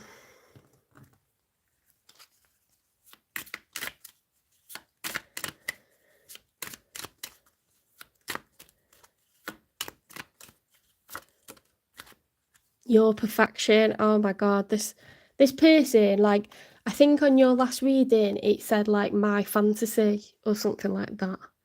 No, it said you're mine. You're mine. Now it says your perfection. Your beauty amazes me. I'm not sure how I attracted in someone like you, but I'm forever grateful. Yeah, so they're acting like they've got you for life. They're pretty confident that you're going to forgive them.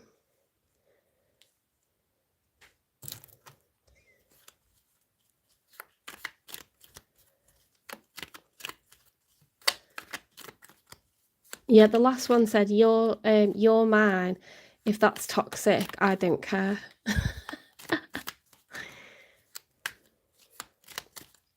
That they get very jealous.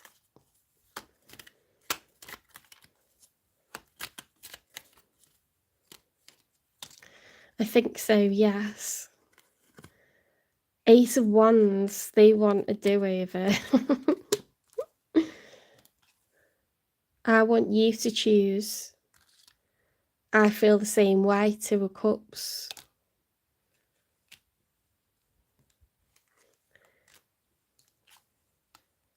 Oh my God, I'm a very jealous person. It's come out again. That's freaky.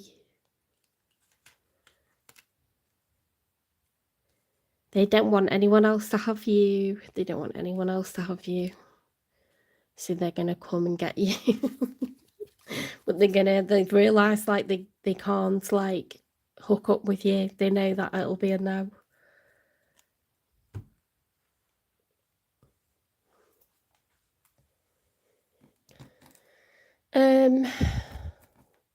What went on last time? Yeah, let's get the messy truth. Come on.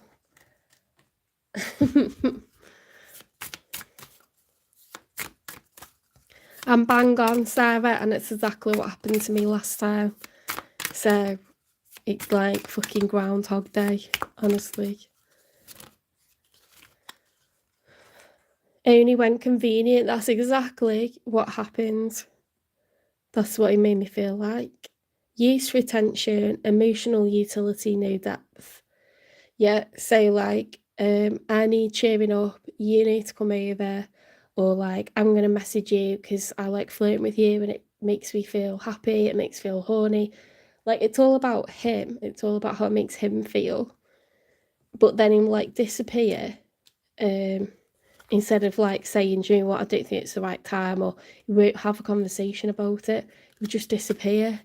And it's like, you're middle-aged, like, what are you doing?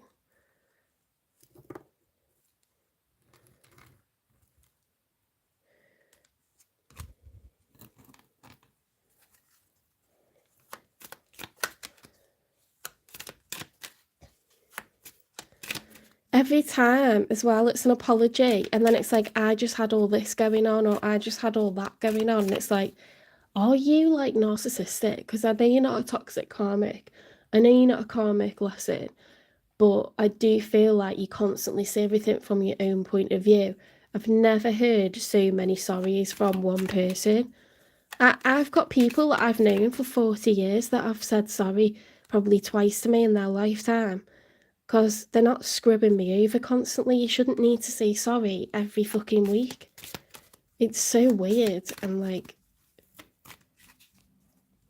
it gets to the point where it's like, I don't think you are sorry though, are you? Because you keep doing it.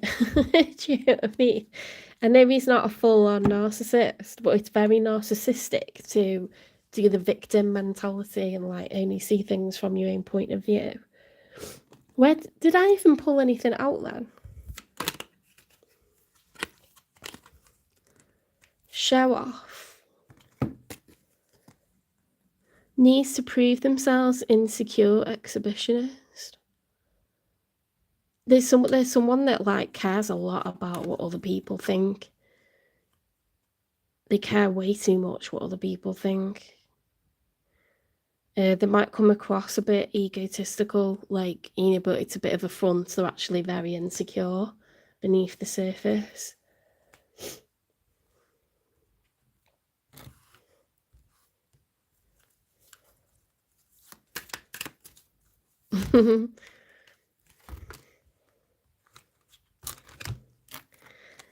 Right, so it came out sideways, so we'll read both.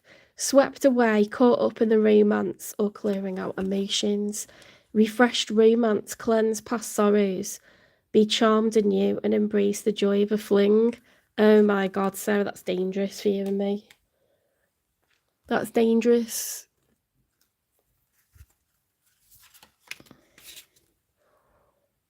I'm trying not to get swept away. Avoidance, yeah, in hiding, feeling guilty, no communication. That is him.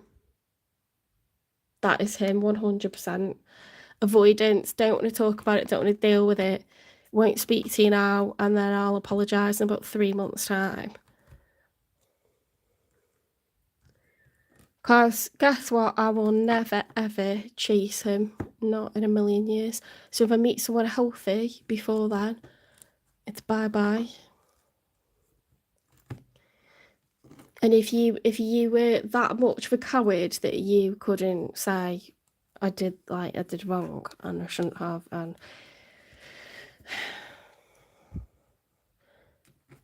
there's no excuse. And this is what I want, and I don't want a relationship, or this is what I want and I do want a relationship, and actually do it.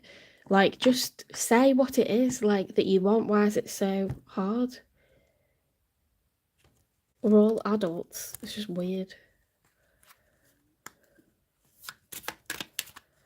I think it's very manipulative behaviour. It's very controlling.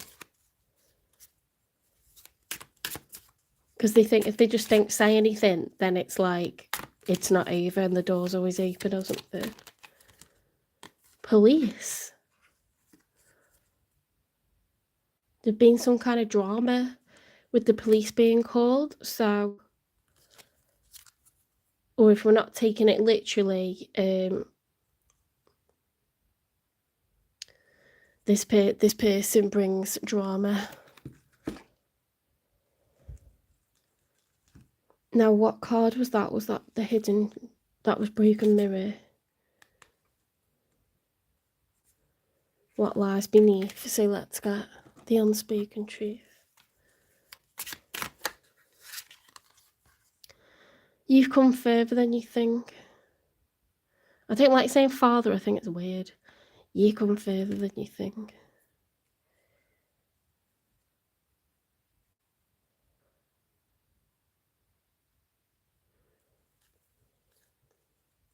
You've grown, Taurus, and like this, I think this is a bit of a cycle that's been going on for a long time, and sometimes you're willing to play the game and you know what the game is, and it's like, fine, if you want to play, I'll play. And sometimes you're like, nah, not playing the game, thanks. You've always got a choice. If you want to go and like see the person, go and see them, but there's a price to pay, isn't there? Like, is it going to set you back in your journey? Because if they can't stop doing what they're doing, that's on them, and they've still got those issues. But if you grow and evolve, they can't hold you back from your growth and evolution, but you can't kind of drag them along with you for the ride, because they're not really growing and evolving. They're not really stopping that weird behaviour that they're doing. Like, they don't want to. If they actually do care, then they need to just do the textbook thing and have a conversation, and then turn up, show up, take you out. They've got to just be normal. They can't be acting in the shadows, or like confusing, or love bombing, or promising things they're not doing it. It's quite easy not to do that. So it's quite hard work that you're making for yourself to be very whatever this is. We've got the devil, we've got police, we've got like show off.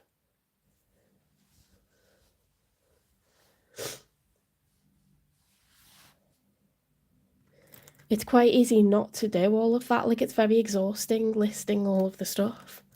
Do you know what I mean? It's not wrong if you're not available to date, but then just say that. Just say that. Why has everything got to be unclear or confusing, or like, I don't get it. It's very boring. Like, it gets to a point where it's just fucking boring, to be honest. Life's going by while all this is happening. While there's months and months not talking, life's going by. We're all getting older. We haven't got forever to be a dick. Let's pull a karmic lesson, because it's starting to feel very karmic, actually.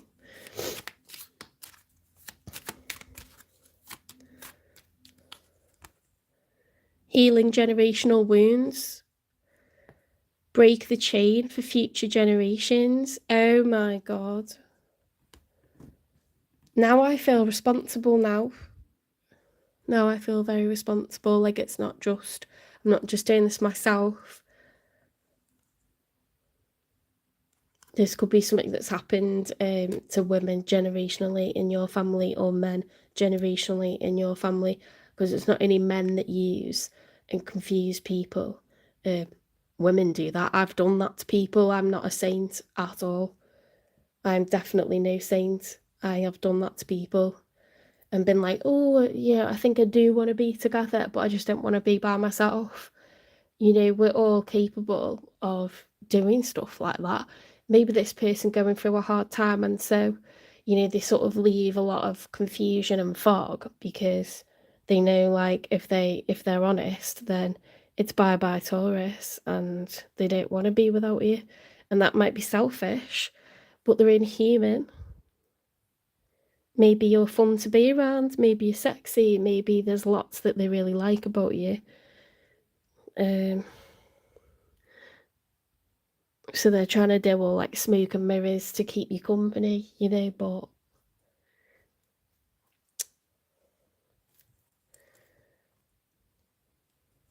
it all seems very unnecessary, to be honest.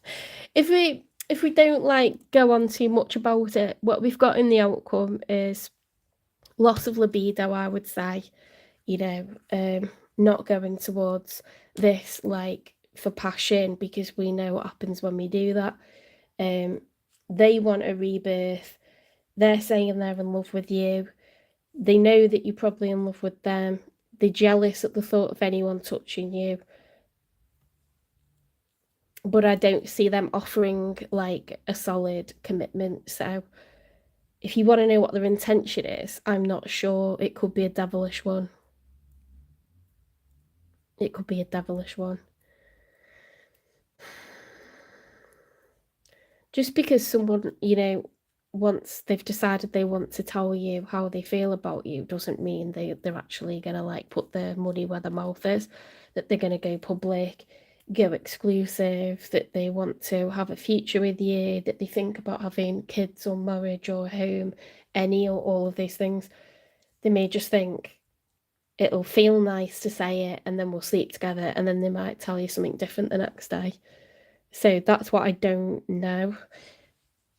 I don't know.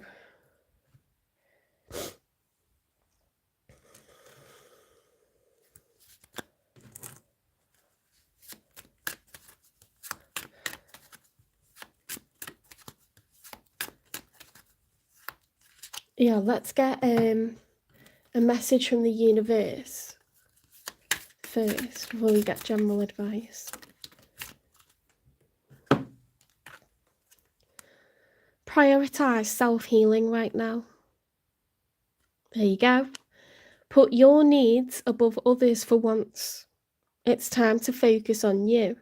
Self-healing takes time and a lot of self-love. Remember, open wounds don't heal into scars overnight. Take the time you need in order to feel happier and healthier within yourself. There is no rush. If you feel like you don't want to date, because I've been saying to myself, like, why am I not dating? But I'll tell you why. Because I don't want drama. My life is a lot calmer and happier with my family, my friends. And at the moment, my colleagues, I don't enjoy like the drama and the confusion that this person brings me. It makes me really down. It makes me really pissed off. It throws me off when I'm driving to work. I've had my head screwed on all morning, and then that knocks me like for six when I hear from someone that's really hurt me or really confused me or really pissed me off and done something really shitty to me. If I hear from them, it ruins my day, and I'm sick of feeling like that. That's not my emotions. That's how you're making me feel from what you did to me, and I don't need to be involved with you if that's like what you bring to the table. I don't want it. I don't want it, you know, because I can go out and find fun if I want to find fun. I can get up to all sorts if I want to, and I have done. but then I get my fingers burned, so I'd rather just be by myself. And then there's no drama. Do you know what I mean? I wouldn't know how to go about meeting someone at the moment. At the moment, I'm interested in making money in a way that I'm not working all the hours God sends. I'm interested in like financial security for myself, and that's sad, but life's like sent me in that direction. It's not for nothing that I feel like focusing on those things. I don't feel like focusing on love. I sometimes question myself and go, I should be dating, I should be doing this, should be doing that. But this card's telling you, Taurus, if you want to put the brakes on your dating life, you're welcome to do that, because you're probably doing what you know is best for you at the moment. You know, I did have feelings for this person, I still do, so I'm probably not ready to like take a chance on someone again. I do feel like the last few people have been involved have been very like karmic lessons, and maybe this is one, and I'm putting too much emphasis on what they're going through to try and justify staying involved in it.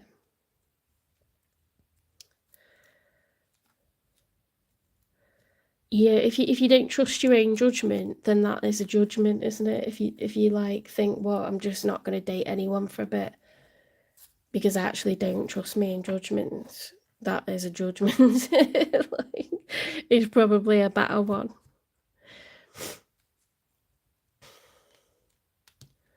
I don't want the drama. I'm just so sick of it. I'm so sick of it, honestly.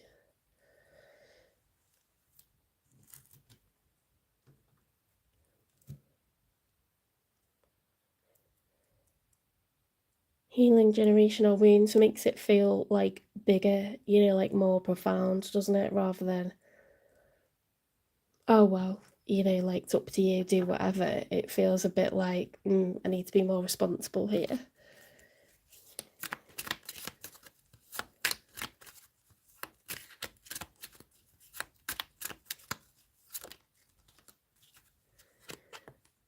Shining light, my desire to improve myself transforms fear into strength.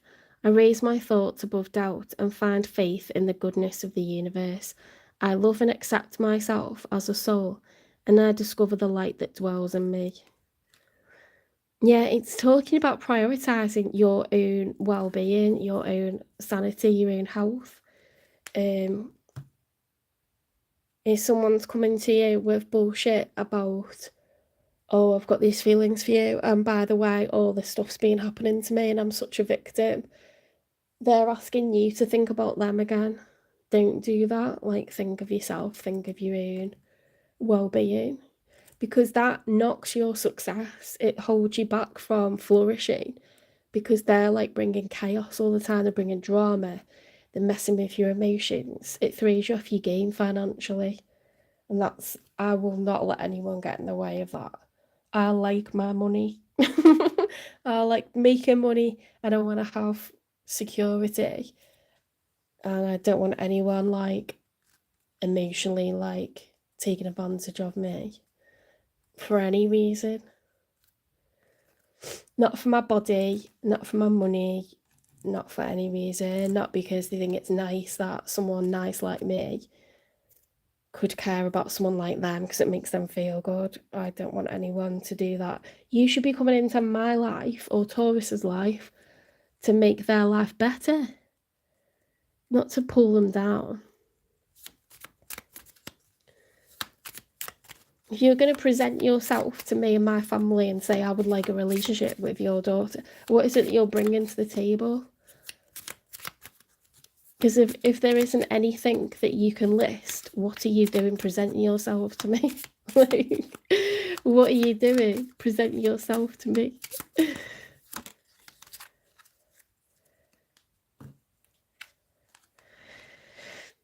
See how you speak to yourself. Close your eyes, listen to your thoughts speaking to you, how you speak to yourself.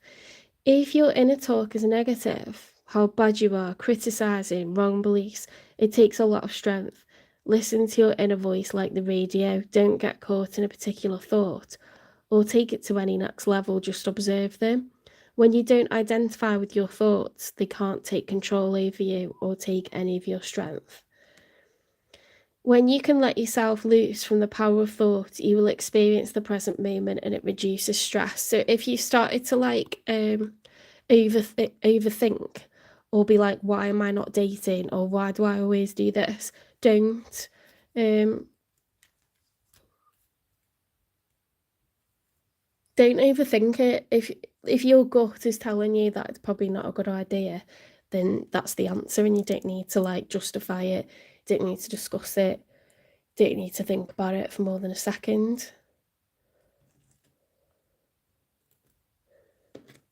It's not that complicated, is it? Because I'm a Libra moon and I will overthink. I'm very much air. And I will think.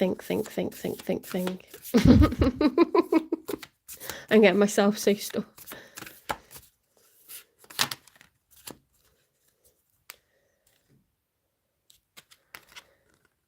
There is light holding me even when I can't see it. That's nice. I am safe in the space I occupy even when fear visits. So it's a fleet. It can make you feel distressed. It can make you feel nervous. You know, butterflies, like suddenly you like your muscles tighten in different parts of your body when you feel like you're having thoughts of fear or anxiety, but you are actually safe. You know, like God forbid we be in a war zone, or God forbid we be in a situation where we're getting abused or something. Those people are not in a safe environment. If you're ever not in a safe environment, do your level best to get the hell away from whatever it is or whoever it is. But most of us are sat here right now watching a tarot video and we're perfectly safe. So you need to like unclench, you need to breathe, relax. Okay, you're in control. So if you don't want these bad feelings, don't take actions that are going to lead you to feeling those bad feelings, yeah? I am not broken, I am unfolding. We're all human. We all make mistakes. We let ourselves down. We get tempted. We think, oh, just really want to see them now. Or just really want to, yeah, but, you know, or I shouldn't do this, but I'm going to. Do you know what I mean? Like, we're human. It's okay. It's okay. I am not my thoughts. I am the one that notices them. Okay, so just because you think, oh my God, I'm going to be single forever, or oh my God, I haven't got a house yet, oh my God, I haven't got X, Y, or Z, oh my God, I haven't been and done this yet, it doesn't matter. Like, calm it down. And when I think about people that I love, if they're having thoughts like that and then they were to hurt themselves or something, I'd be like, of course I wouldn't want you to do that. Of course we wouldn't be happy if you did that. So like I always do that, and I step outside myself and I think, oh my God, shut up. Do you know what I mean? You've actually got an amazing quality of life. Don't worry about certain statuses or assets or things that you think you should have by now. So that's all bollocks anyway. What is poverty? What is being rich? You know, some people have got money, and they've got no morals. They've got not one friend, not one person you call a proper friend, not one person that they could share a beautiful sunset with. So you can traumatize yourself having all kinds of negative thoughts because you think, I'm not at this major goal yet. You're a step closer. Just like you're a step closer to understanding this weird pattern of behaviour in this person, you're a step closer to getting stronger, being independent and not needing to be in a relationship. You're a step closer to controlling your thoughts rather than letting them control you. You're a step closer. That's my thing this year, is like, I'm going to say it to my students as well, like, don't catastrophize everything and be like, if I didn't get that major goal by this date, like, that's it. It's drama. No, it's not. You're a step closer. You know what I mean? You're a step closer, and that's progress. So that's all I'm going to like say to them. because I do like to give like good teacher lore, form tutor lore.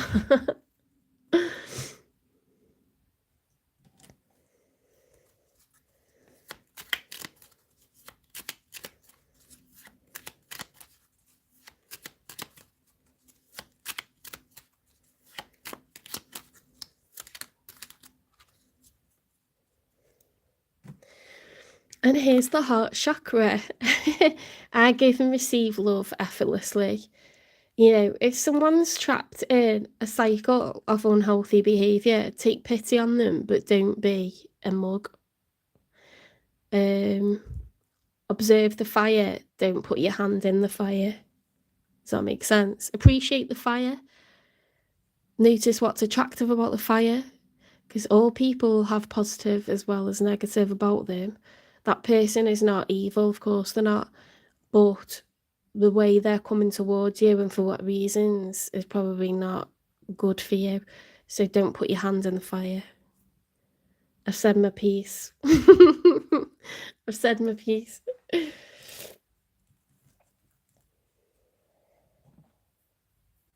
I've said mine. Spirits said theirs. Okay. Focus on your own health. I think that's what you have been doing with that star card, and you've put the brakes on your love life, and that is your better judgment, and I think that's better than probably what you've done in the past. You're doing well.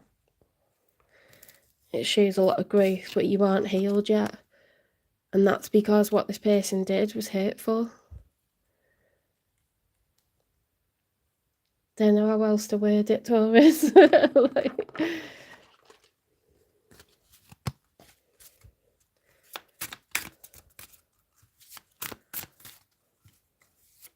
I don't take questions in lives. These are collective readings by zodiac sign, so you can watch your sign or the sign of your person or both. And if you watch them regularly, that should give you a really good indication of where someone's head and heart is at, why they're doing the things that they do, what they would say to you.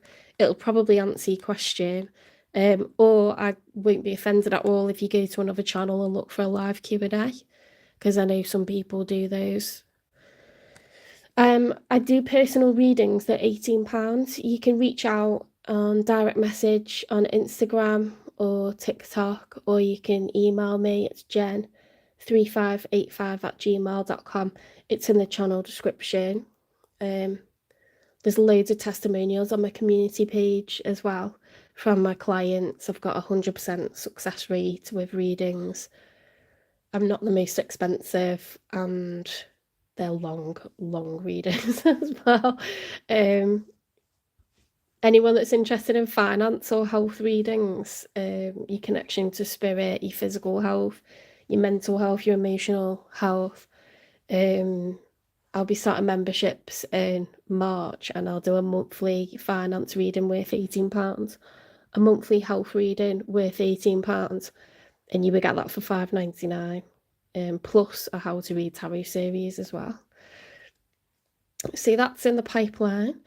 5555, clarity, great transformation, major changes, opportunity, fast pace forward process. You aren't a victim of circumstance. Rather, you are the beneficiary of it. If that weren't the case, life would be pretty dull. You will set yourself up for success in the long run if you are willing to adapt to this shift. Everything is working out for the best. At long last, you are accomplishing what you set out to do. Everything will work out perfectly in the end. Oh, that's actually really nice. We needed that, didn't we? We needed that. I'm convinced, that Tauruses are going through a phase of strong independence, and it's to do with the fact that you are the Empress, you're the Hierophant.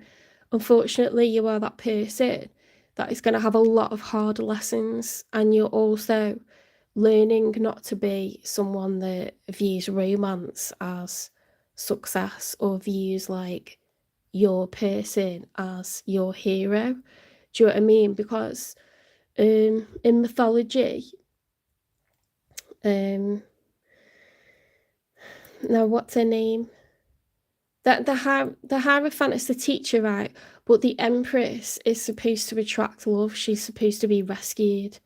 So you don't want to be that person that waits to be rescued. Your lesson, Taurus, is that you are a hard worker.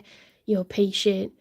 You will plod on. You will fight the good fight. You are not lazy. You're a grafter. If you choose to have downtime, you'll probably choose to do that for your own peacitude. But you are a hard worker. You love security. And you'll be coming in your lifetime like very independent of love, independent like financially. And as a teacher, you're finding out who you are, like mentally, spiritually, your interests, like you're exploring every part of yourself, every aspect of self. Because you've got to become that kind of like wise person before you can be the teacher, and you're supposed to be the teacher of the Hierophant. So I think you're supposed to be very independent, although Tauruses are very lovely and very attractive and make a beautiful home. You are learning to be independent, even if you're married, even if you're in a relationship and it's a healthy one. You're becoming like that fierce, like a force to be reckoned with, and someone that doesn't get crossed. I don't know. That's my take on things. That's just my opinion. Hi, welcome into the chat.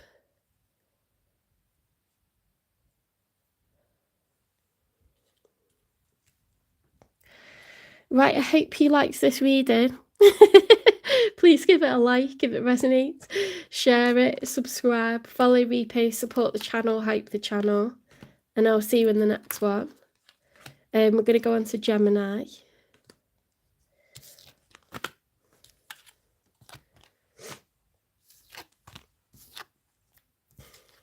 Nice comments keep me going. I'm going back to work tomorrow, so I'll be back doing 2 jobs again. So any nice comments you can leave me will keep me going as I start to lose energy again. It's been amazing being like off, you know, from teaching and like just doing the tarot.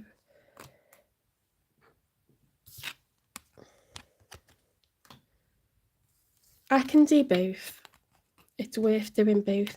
I'm very grateful to be able to do both.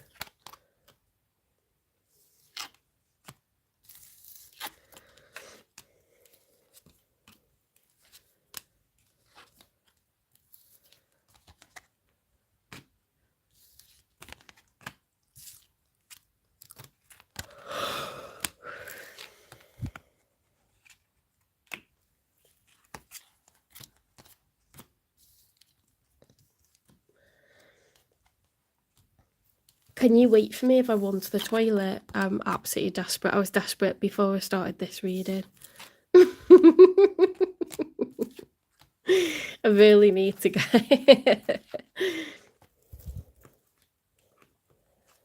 Oh, thanks for popping in, Sarah.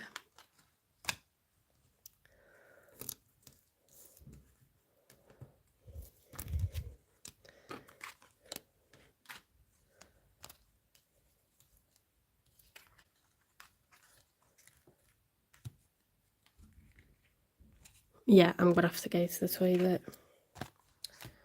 We're on a 10 on a scale of 0 to 10. We're at 10. We may be adding new numbers onto the scale. Yeah, I don't do readings in the live. You can book a personal reading, or you can just watch these collective readings, like watch your sign or the sign of your person or both. I am only doing Aries, Taurus and Gemini tonight, so if you want any other signs, it'll be the next 3 signs of the zodiac wheel tomorrow, and then another 3 the day after, another 3 the day after that. Just because my readings are like 45 minutes to an hour long, and I can't sit for 12 hours. All the blood starts pooling up in my feet. It's not good for me. So spread it out. Yeah, I wouldn't be offended if you like look for a channel where it's live Q&As, because I know some people want that. If you get it in your head you want a question answered tonight, do not blame you. But yeah, I like the really long in-depth readings, love readings by zodiac sign. I don't do extended because these are extended. These are like a deep dive. Okay, I'll be back in a minute. Essential toilet break.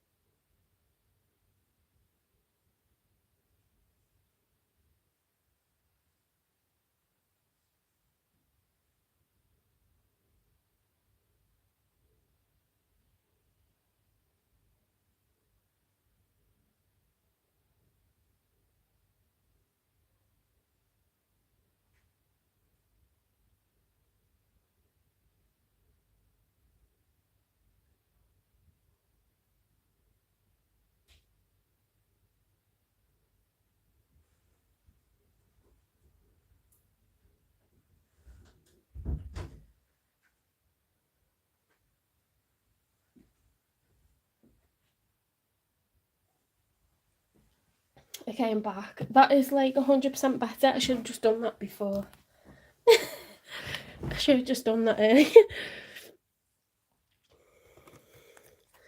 Okay, on to Gemini. Thanks for waiting.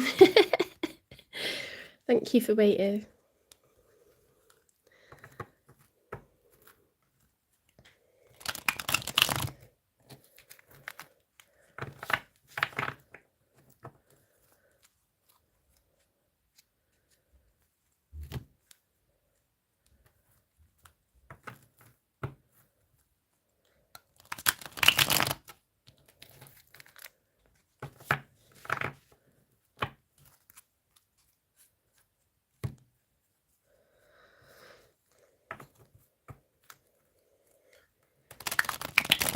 The only good thing about a Sunday, because let's face it, it's like Monday Eve, so a lot of people feel down on a Sunday, is there's loads of tarot to watch, isn't there? There's like loads of tarot to watch on a Sunday.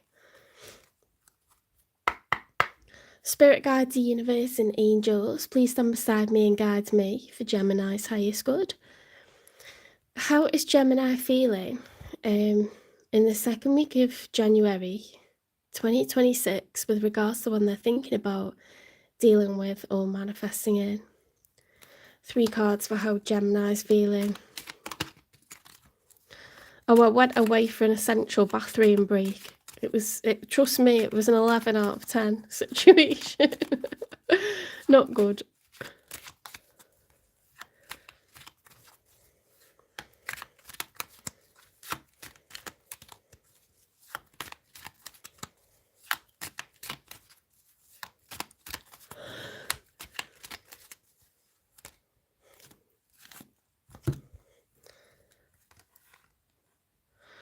Right, Gemini, you've got the 10 of Cups reversed, the Temperance reversed, the Knight of Wands upright, the Hanged Man reversed, and the 10 of Pentacles reversed. What is going on here?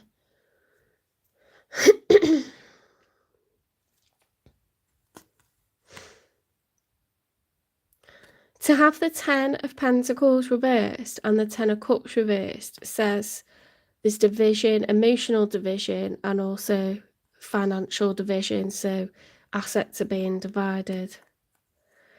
The Temperance, obviously that's a very emotional time. You know, you can feel very hot-headed, very spontaneous, so I'm not letting you see the card, am I?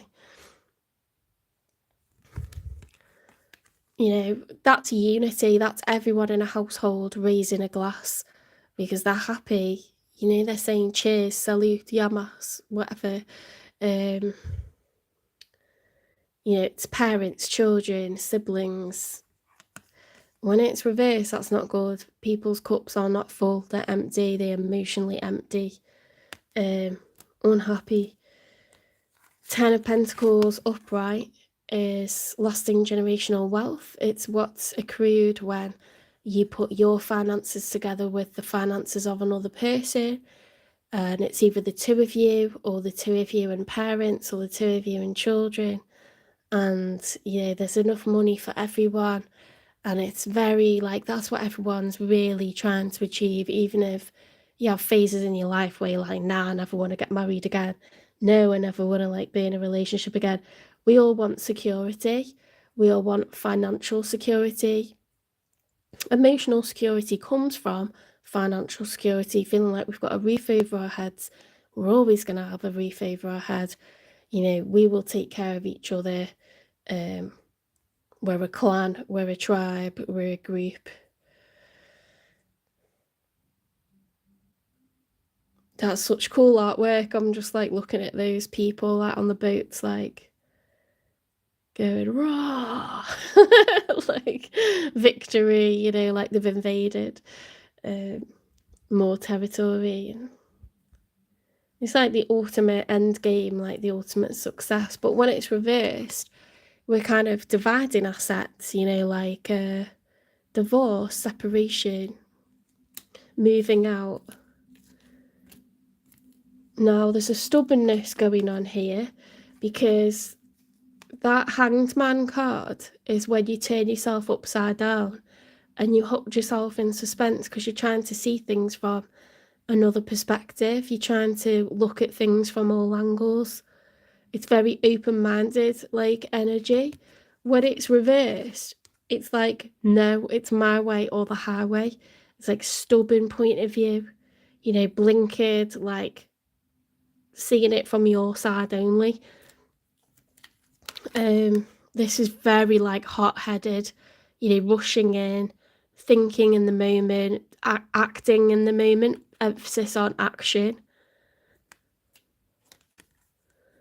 And this is emotional, like mood swings, you know, because the Temperance upright is the major for Sagittarius, but it's someone who is, yeah, there's a lot of fire energy here.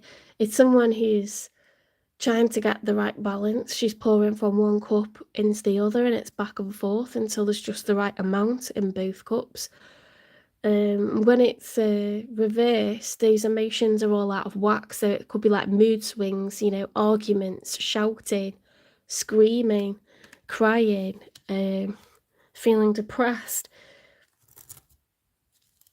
That's chaotic, that's drama, you know, it's division of a family household. Divorce, separation, messy divorce, messy separation.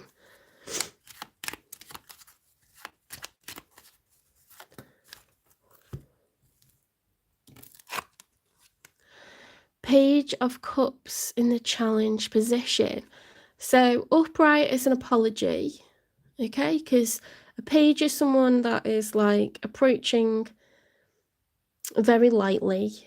They're offering a cup of emotion.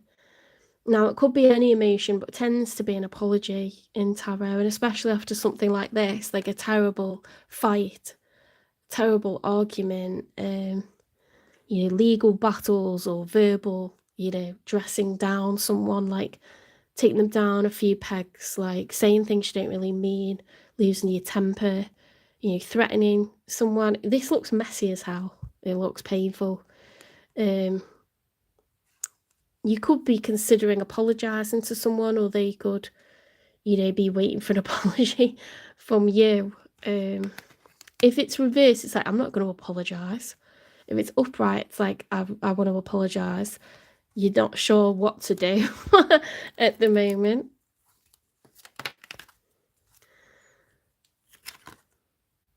What's that? Seven of Cups. So the Seven of Cups, when it's upright, is it's when you're considering like what's next, like what is going to be the future. You know, these people are crowded around a baby and they're trying to think about everything that it could become, what kind of life it might have. So this is a bit like you contemplating your future. You know, like, what do I want next for myself, like in my single life? Do I want to be alone? Do I want to remarry? Do I want to date at all? Do I just want something casual? Do I just want to keep to myself? Like, do I never want to get involved with anyone ever again? Where is my future? What's it going to be? When it's reversed, the Seven of Cups is crossing over from daydreaming into fantasy and illusion. It's like you're spending so much time daydreaming, so much time fantasizing, that you're kind of more comfortable there than in like your actual life, wherever it is that you're sat. You know, life is uncomfortable right now, so I'm going to sit and I'm going to think about, you know, like what the future could be like, and I'm going to spend a lot of time doing that, you know, at night or in the day, or preoccupied because I'm so unhappy where I am currently. It's that kind of, yeah, like the dream's more comfortable than the reality. Like the potential of what the future could look like is a lot nicer than thinking about what things are actually like now in reality. Let's see who's showing up for you.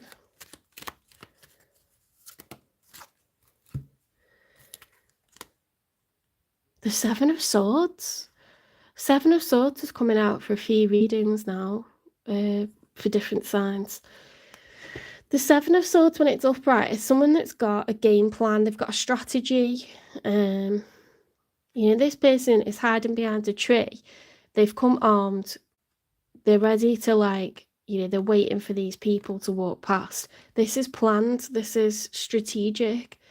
It's trying to get one over someone. It's trying to trick them or dupe them or whatever you want to call it. It's deceptive behavior, deceiving behavior.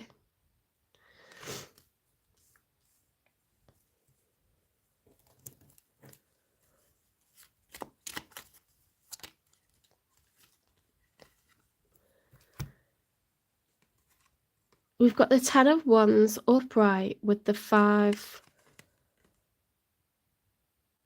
of Wands reversed. This person's so, like, exhausted from arguing. They don't want conflict. It's been difficult for too long.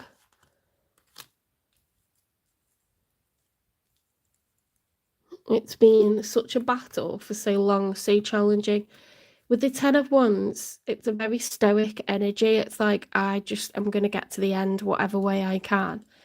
I'm going to have to do this strategically because everything's turning into an argument and I can't really like cut this short. I'm going to have to just see it through. Hi, welcome in.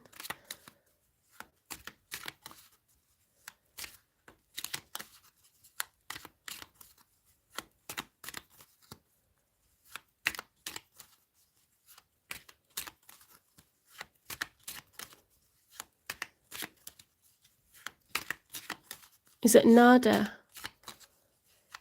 Oh, I don't know if it's like words or names because it says Nada Sansakala. Nada Sasakala Sasakala.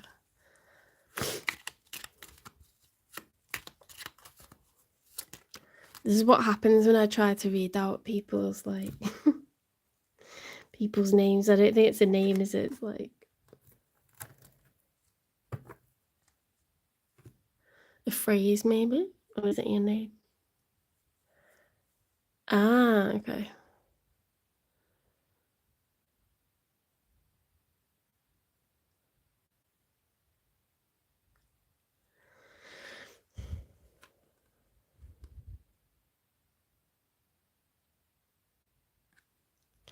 I don't take questions in the chat. You can watch your sign or the sign of your person and see what the ongoing narrative is, and that should answer your questions. I get messages from people and I get advice. I try to see what the underlying issues are and why people are doing what they're doing. So you're welcome to watch the collective readings and see if they resonate, or you could look for another channel where they're doing a live Q&A, or you can buy a personal reading. I do personal readings as well. So we've got the Queen of Cups. The Queen of Cups, I think it was in the challenge position. When the Queen of Cups is upright, she's got an open heart chakra. Yeah, she's forgiving. She's an empath. She's able to let bygones be bygones. That water flows just like the dolphins, you know, swimming quickly and rapidly through the water effortlessly. You know, that movement is freedom, and that comes from the energy and the life that we get from just letting stuff go. You know, the ability to forgive is very freeing. It's very cleansing. It's exhausting being angry. You know, letting stuff go is a really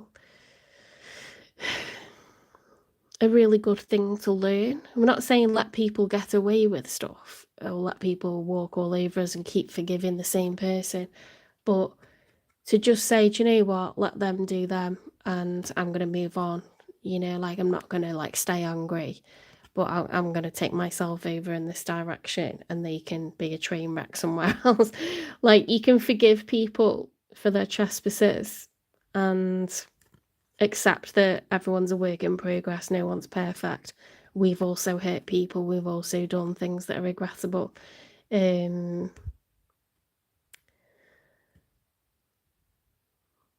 It's a caring, forgiving energy. This is a person who's calm most of the time.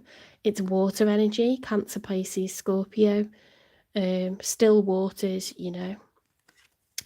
When it's reversed, it's someone who's the opposite of forgiving, so it's unforgiving, bearing a grudge, you know, not letting stuff go, reopening old wounds, staying angry, staying resentful. You know, it's better if someone isn't getting it, it's better to just love them unconditionally from afar. And that would be like best to take me advice. Well, if you can explain things till you're blue in the face, yeah, if you're an understanding person and someone's making it confusing, you like do the maths and like work out that it ain't working out, you know, and you've kind of like done everything you can do, you're everything that you could possibly be, and they're still making it confusing. Like you kind of got to go, do you know what, I'm gonna forgive you, but I don't need to like be with you. and you can like love someone unconditionally from afar, so that it doesn't directly impact you anymore when they're doing that behavior that's toxic or whatever. So this is the challenge. It's like someone's like, this has got really toxic, this is really difficult, and I just like, I've got to like use some sort of strategy or plan to get through to the end of this without another argument, and I want to like let it go. So it doesn't look like they're trying to do something nasty or cheat. They could be, but I'm getting more of a like, I just need to get through to the end of this chapter or phase without another argument. And they're finding that difficult, so they're trying to be strategic. That's what I'm getting at the moment. Let's get 3 for the outcome. It could be difficult, you know, to like do visits like with the kids, or divide assets, you know, who's getting what, you know, things like pets. That's really difficult as well. You know, how's it going to work? It's very difficult to discuss all of this stuff.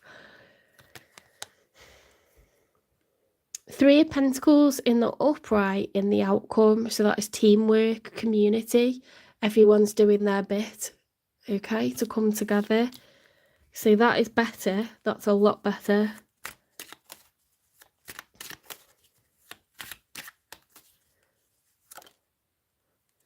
Page of Wands, new chapter. Yeah, feeling more optimistic, feeling better. Uncharted territory, but hopeful.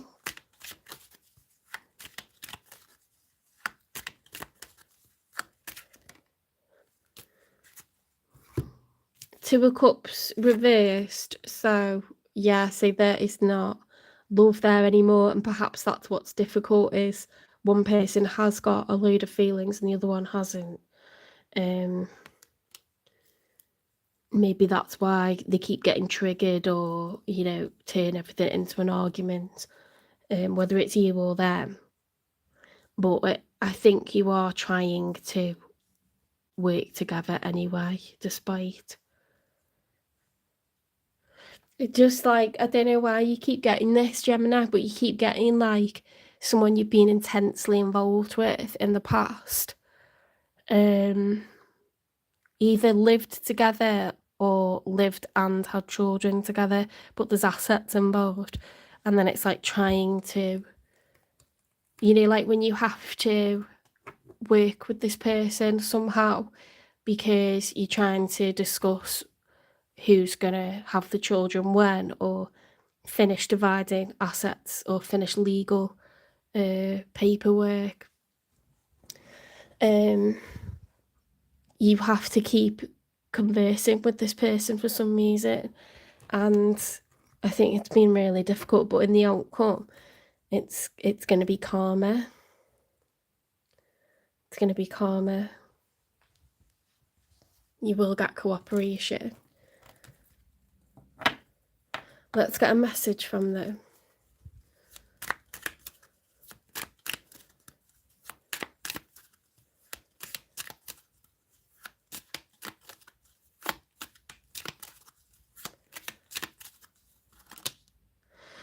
Others' opinions. I feel bound by my culture and my family's beliefs on how I should live my life. I'm working towards breaking free from limiting myself based on their beliefs. Okay, so there could be other people that are throwing fuel onto the fire here, saying, no, you need to get what's yours, or no, like, that's not fair, what they've decided. Like, you know, because everyone's going to have their, like, it's not nice because you were once all one big family, but it goes back to, like, okay, that's my parents, that's your parents. You know, they're like my ex-in-laws, or like, these are your ex-in-laws now. And people start thinking, well, you know, you're my daughter and I want you to have what's yours, or you're my son and I want you to have what's yours. And people start arguing over, you know, like, well, that's not really fair because, you know, you need more time with your you know, child, and she's not letting you have it, or he's not letting you have it. Oof, it looks like, you know, someone's really stirring the pot on their side, and they're trying not to succumb to that. You're so special. You're truly divine. I've never felt energy like yours before, and I can't get enough. Maybe they're still in love with you, and so that influences like other people being upset on their behalf, or something like this.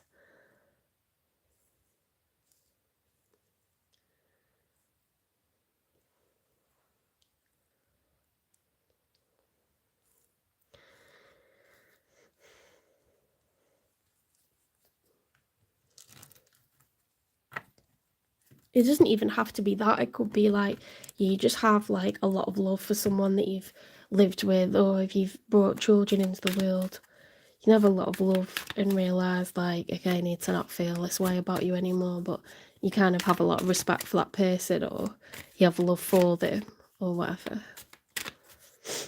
What's gone on in the past?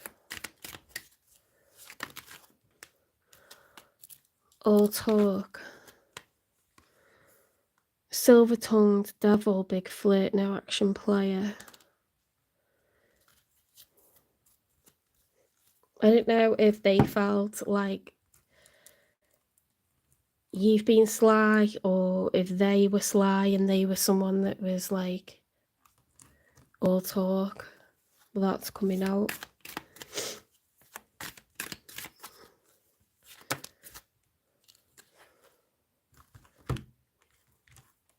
There could be someone that's very persuasive. Air signs are very silver-tongued, and they're quite good at trying to manipulate conversations as well. It's not always like used for charm. Sometimes it's to try to get one over you. They try to outwit you, try to flip the script. You know, Gemini, Libra, Aquarians, like, they're good at thinking on their feet and getting you into like a knot, you know, but temporary relief, distractions aren't a quick fix for deeper issues. Healing mirage, see through illusions, navigate dangers, and find solace in therapy's guidance. Yeah, so they could have had some like unhealthy behaviours of their own. Sorry, I'm talking about them. They're not a Gemini, you are. So what sign could they be? There's a lot of fire, there's a lot of water. They could be an air sign though. They could have air in their chart. Queen of Cups. They could be any sign, to be honest. They're just indications of why someone is doing what they're doing, how they're feeling at the moment.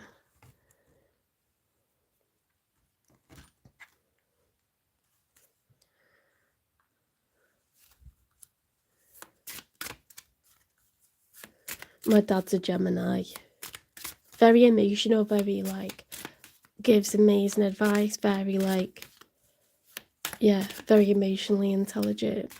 But sometimes it's like he always has to be right, and I'm like, I'm gonna kill you. But I've got Libra moon, so I also like to have the last word on stuff. Trash, throwing away, getting rid of, tossing out. Someone felt like they were like used.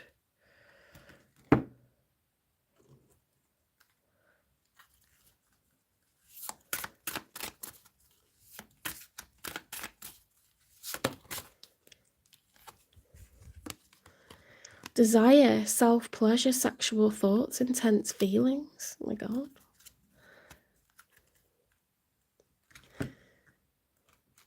Yeah, this person could have been like a bit of a, you know, like maybe you managed to like make a future with them, but there's like always like underlying problems of like, you know, they say a lot, but they don't necessarily like do a lot, or they're not that trustworthy, or they started to become like someone that you don't trust, someone that's quite devious.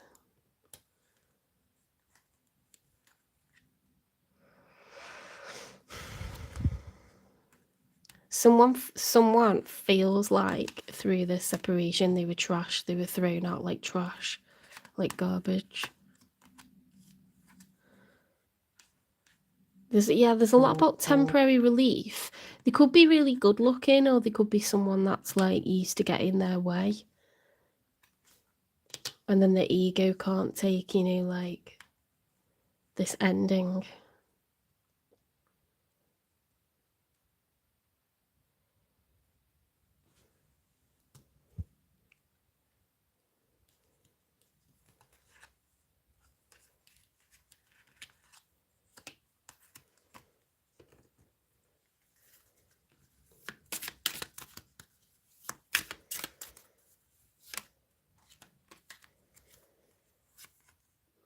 Trust your gut, it's really wrong.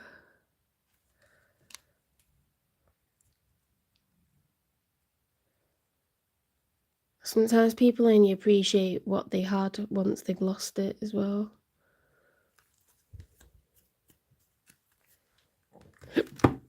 Maybe they just want to be respectful with you, like no matter what, and there's too many people encouraging drama, or like you both fall into a pit, and maybe it's not even that, maybe you both fall into a pit of arguing, and like it's a bit of a trap where you both start arguing, and then it's like, I just actually want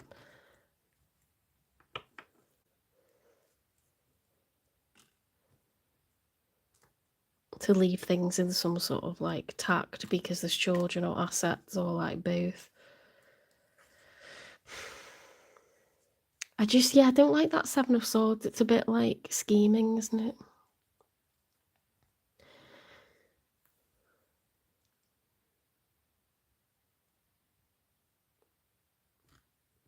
I can't tell who left who because I feel like that was a while ago.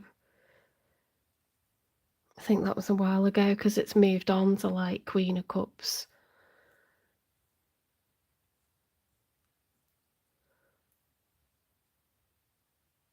I don't know if you've been like back involved with each other, or it's got a bit messy, because I don't get why the Two of Cups reversed is there. Like, why is it not the Lovers reversed, or the Six of Cups reversed, or the Eight of Cups reversed? Like, they're trying to stop you from leaving, or you're trying to stop them from leaving. Why is it the Two of Cups? Because that's like new love. And why is it the Page of Wands? I don't know if you've been like back together, like broken up, you know, like if it's an intermittent kind of like messy. Sometimes you're going through divorce and you sleep together again, you know, like it's not that black and white, it's not that easy. But it looks like there'll be cooperation in the outcome. What's the messy truth?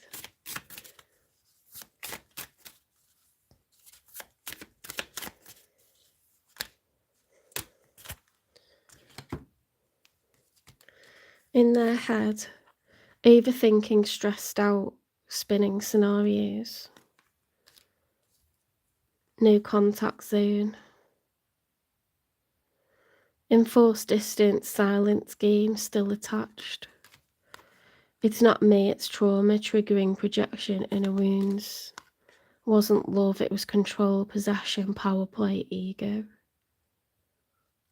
I know they're quite dramatic, then I should do like a trigger warning or something, but that's not to say that it's like always the woman that's being taken advantage of either, like it just happens to be a female character there, but yeah, there's a lot of men that are victims of controlling situations, people projecting, you know, childhood trauma, or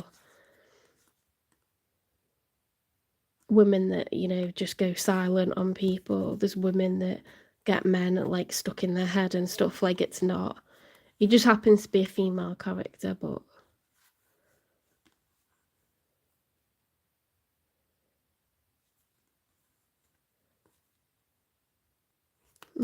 someone could have been controlling.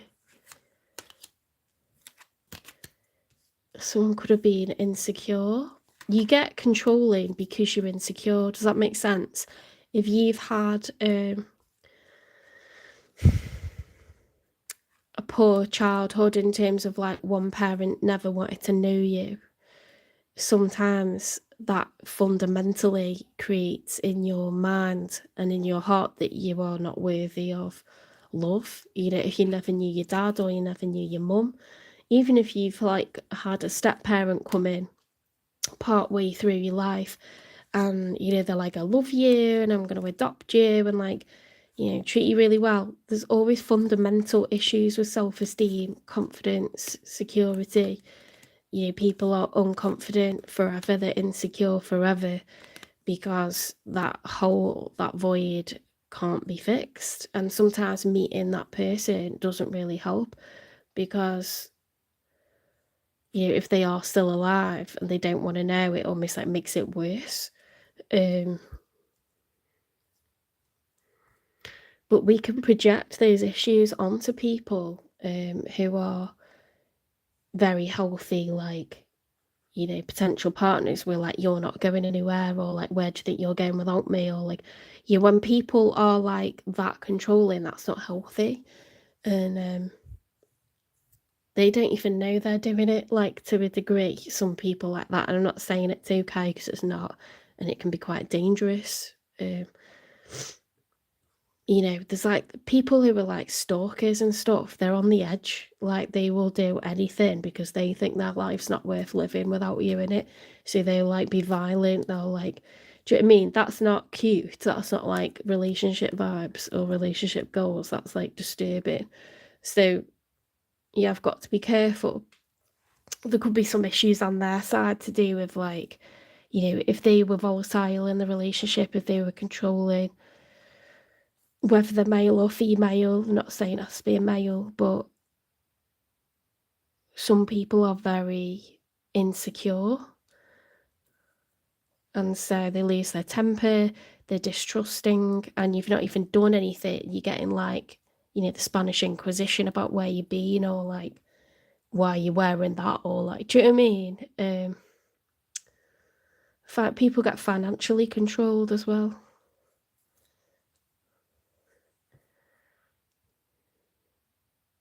I feel bound by my culture and my family's beliefs on how I should live my life.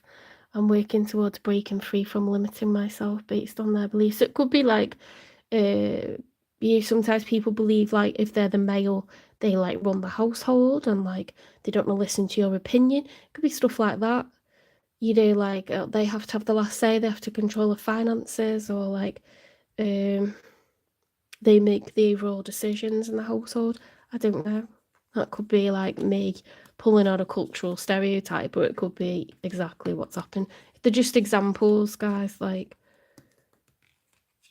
for example, culture is also like in my household that I've grown up with, you know, like women are strong, women are confident, women are not second to men. And my mum's been very like fierce about, you know, projecting that onto me and my sister. So we've almost become like overbearing and outspoken in our relationships, and a bit too, you know, like pushy maybe with our like partners and stuff like that. I don't know if that's right or wrong. But it's, you know, culture doesn't have to mean religion or particular country. Like, it's how you're raised. That's based off how my mum was treated in her first marriage, and you know, she wanted us to be like strong and know our own minds and have an equal say of what happens in a household. Because let's be honest, you do half of everything as a female, if not more. In the past, women were doing more and they got less respect for some reason. Like, everything's evolved over time for lots of reasons. But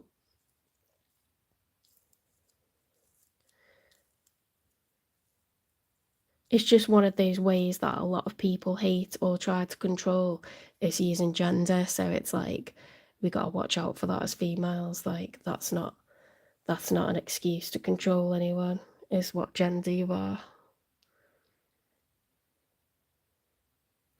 I don't know, guys. There was something there. Those cards came out. There was some kind of issues. Maybe that's why you ended up divorcing.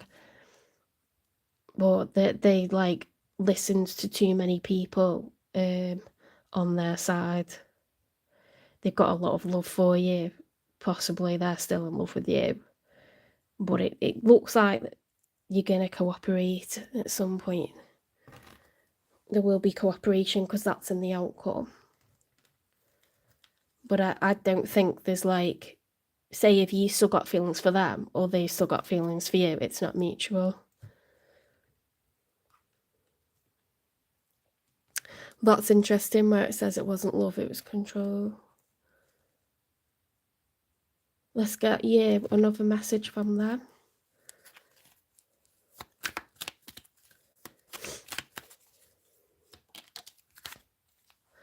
I am in so much pain. Well, I mean, that could be shame or guilt or remorse, or you realising it's unrequited love, or realising that they weren't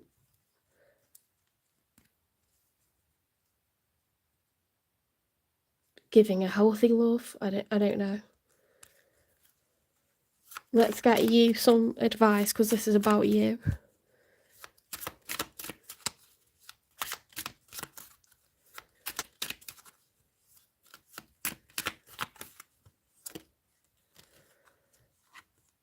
A new opening. When one door closes, I am confident another will open. I mean, that's what that is. And it will be for my betterment. I accept that life brings challenges and acknowledge the opportunity and learning they present to me. Serenity comes from within. They also need to know that as the cross watcher, like, you can't be so absolute about everything. You don't need one particular person. You don't need a relationship to find happiness. You have to find it within yourself. Just because the chapter's finished doesn't mean a new one isn't going to begin. Like, you have to be able to find the light after dark. It's how you come back from stuff. That's how you know you are who you are. You continue to develop yourself, explore new parts of yourself, find hobbies, find light, in the darkest of times and the darkest of places, from support from friends and family, finding out more about yourself, what makes you tick, what you thrive off, feeling good, like doing things to help others can also give you light, like positive self-talk, like therapy. Like, this person, like, this card's so dark, like, that's not, they're obviously like really down and really struggling, but I think they should work on themselves.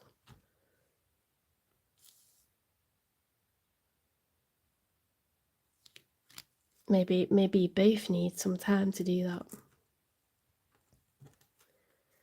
Yeah, let's get a message from the divine. Do you know what I've just realised I haven't been doing? Pulling divine timing for new love. But it was kind of all about the person that was showing up in the reading and the last two.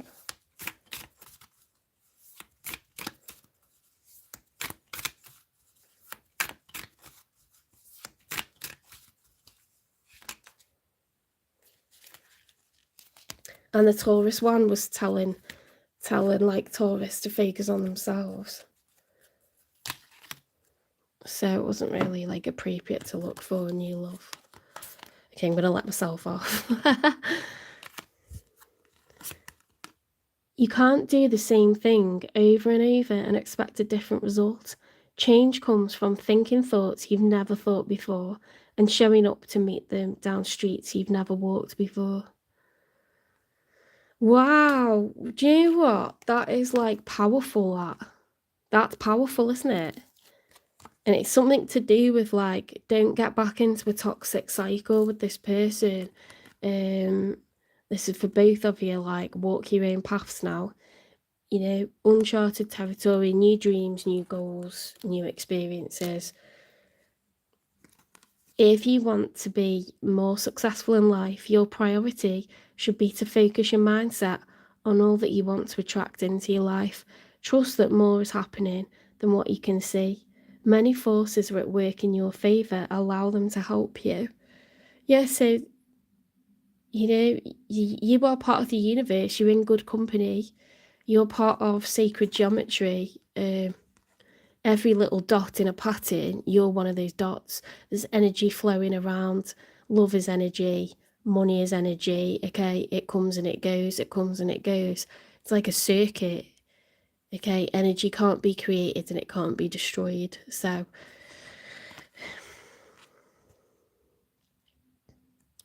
sometimes you feel like there's nothing going on. Sometimes you feel like there's no progress or nothing's changing, but actually there's loads going on in the background. Okay, that's always why it's like a shock when you meet someone, or it's a shock when you get an opportunity, or it's a shock when, because you're like, you didn't know what the divine was getting up to behind your back, behind the scenes. Okay, so there's loads going on in other people's lives and in the wider world that's all going to affect your situation. Everything is having an effect on you, so it feels like nothing's changing because we're very egocentric and we're kind of just looking at things visually, you know, like the optics of me is me sat in my room feeling like nothing's changing. In reality, there's all kinds of people getting ready to deliver trainings to me tomorrow. There's all kinds of, you know, HR departments and like new funding, you know, coming from a board of members, or like, you know what I mean? Everything's connected and everything's rippling and having an impact on the things around it in a wider sense and a smaller sense. So you can't see it, but it doesn't mean it's not happening.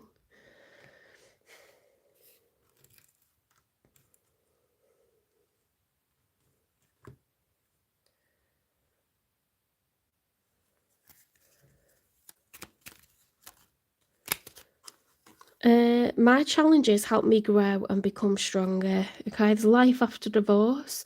There's lessons to be learned from this connection, same as any others that you've experienced, or if this is your only one, you're about to experience more. Different kinds of connections, you know, something different. Think about a recent challenge and find the strength you gained from it. That's a nice way to flip things round, okay? It wasn't a mistake. You weren't stupid. This was a lesson, and there's a lesson to be learned from it. And it says, don't repeat the same mistake again.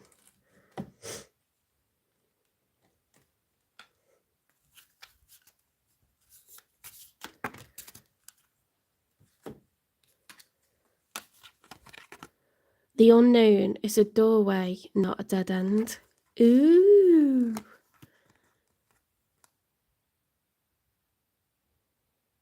That's cool, I like that.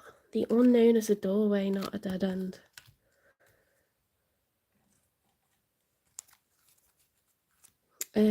Did I get one of these? This is look for your own power centre.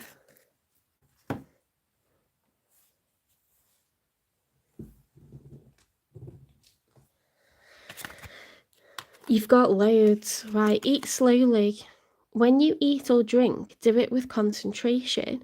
Taste the food in your mouth. Does it have a special taste that you can only feel with one part of your mouth?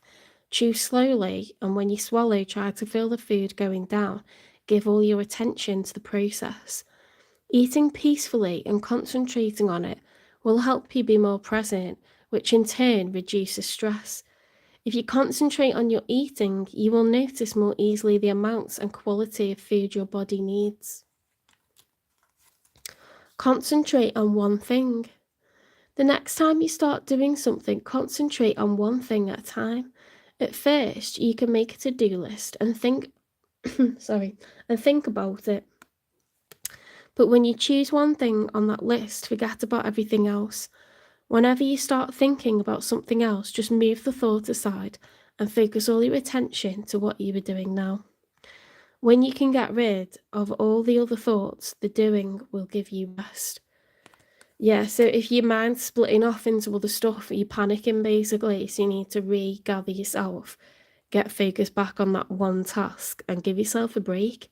Give yourself a mental break instead of like mentally taxing yourself, because it doesn't actually achieve anything, it just confuses you. Focus on breathing. When stress looms, focus on your breath. Inhale slowly through your nose for a count of 5, filling your lungs deeply.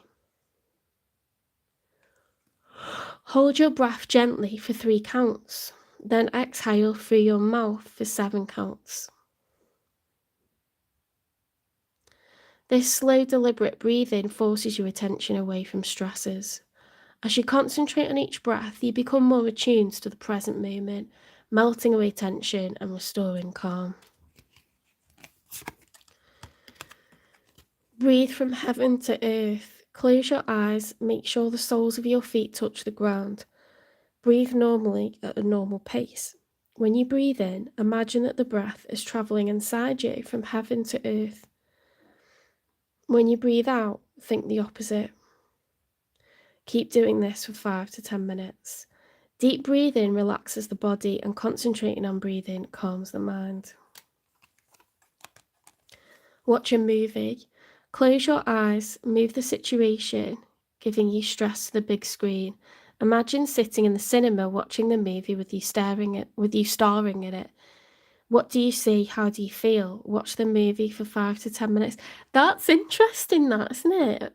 I've never heard of doing that before. Stepping back from the situation will reduce the negative reaction. It will give you more neutral ground to look at the situation. It also gives you a new perspective. Oh my God, that's so cool. I like that. I'm going to do that, you know. I'm going to do that.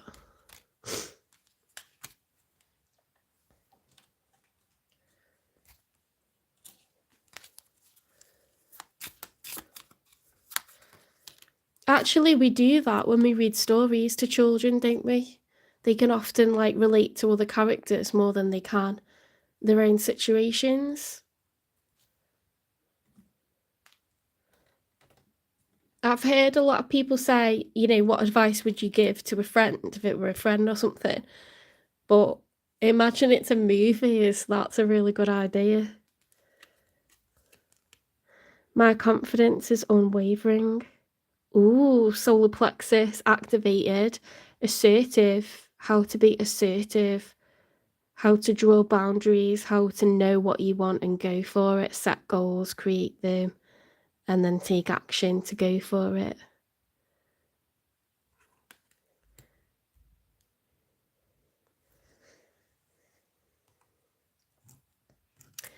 Right, let's get a divine timing for new love, just in case anyone's like, enough, tell me when I'm going to meet someone new.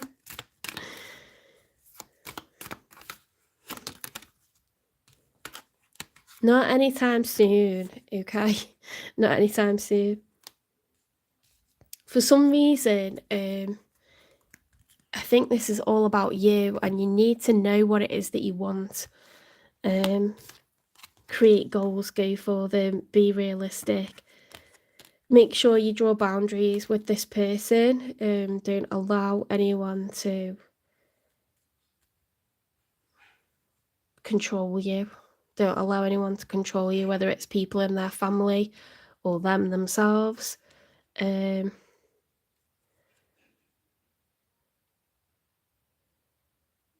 you're being encouraged to keep yourself calm. Have a bit of time for yourself, okay? Find out who you are outside of this, because this was a lot. And it was quite messy, so it's not really fair to bring someone new into, you know, this kind of like war zone or like baggage everywhere kind of situation. Find out who you are, you know, like get back to.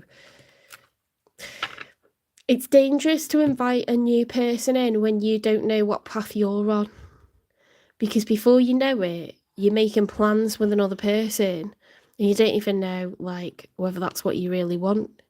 So you kind of need to, this is an opportunity to go, what does my happiness look like? Like, what do I really want for myself? What would I be mad at myself for not doing in this life? And then like, you kind of need to go towards, say if you've always wanted to live in a particular country, go and be there and then meet someone there.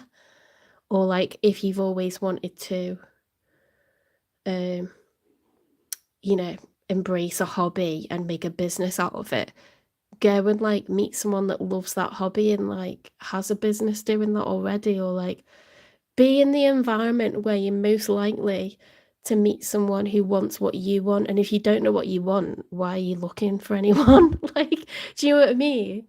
You need to know what you want so you can then find someone that wants the same as you. Does that make sense?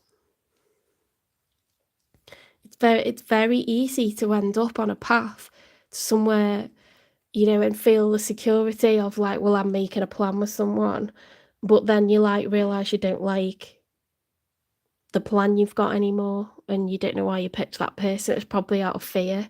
It's probably out of insecurity. It's probably because you just wanted to feel like not lost anymore. But you're using someone as like a comfort blanket rather than wanting to make a future with them because they want the same things as you in life. I don't know if I explained that very well, but basically, I was going through a hard time in my like late 20s, early 30s.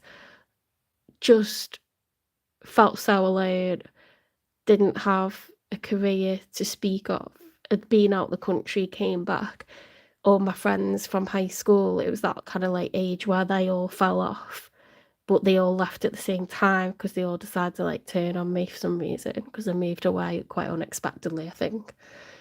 I wasn't getting on with my family before I left. So I was at a really low point, and then I started like multi-dating and met someone. He was like, I'll look after you until you're old, and like, I want a family with you and I'll never leave you. And they told me all the things that I wanted to hear. And you end up having a gambling addiction, and I left like as soon as I found that out. But it's like I'd already like encouraged a pregnancy to happen. I'd already like basically set my stall out with this person. And because they were like just running like so fast into the relationship, I did as well. And then it was like, I don't even want this anymore. And I realized I didn't want it. And it was like, shit. Sometimes you do stuff because you're in a bad way yourself, and someone's making you feel really nice because they're telling you they're going to be there and they're going to do this and they're going to do that. And I think he would have, but I don't think he had like anything good going on like in a practical way. He just, you know, it's not enough to just be there. Like, we're different people. I've got like broader horizons. I've got more things that I want to go for. I have a much more expansive world that I like operate in. I've lived in different countries since then. I had a really healthy relationship. My next relationship was fantastic after that, and I really wanted, you know, like to be with that person forever, and we had like years of stability, and then it was my fault that it ended. But basically, like, sometimes you can get yourself onto a path without really trying. You get swept along on someone else's like dream, and you think you want it but you don't. You're just lonely or you're just scared. I don't know. I've just poured out loads of stuff there, but basically, um I can see other people totally doing that because I've done it.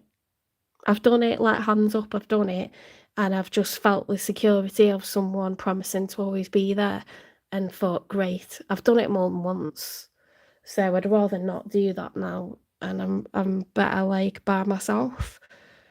Until, like, I'm okay being by myself, I think there's a danger of, like, getting swept along on someone else's goals, someone else's path. Does that make sense? Forge and carve out a future for yourself, be unwavering. Take the time to think about what you want rather than, you know, just waiting for someone to kind of offer you up their dream, you know, life, and like how you slot into that. Like, make sure you're on your own path before you bring anyone else into your life, I think, is what I'm trying to say. If that makes any sense whatsoever.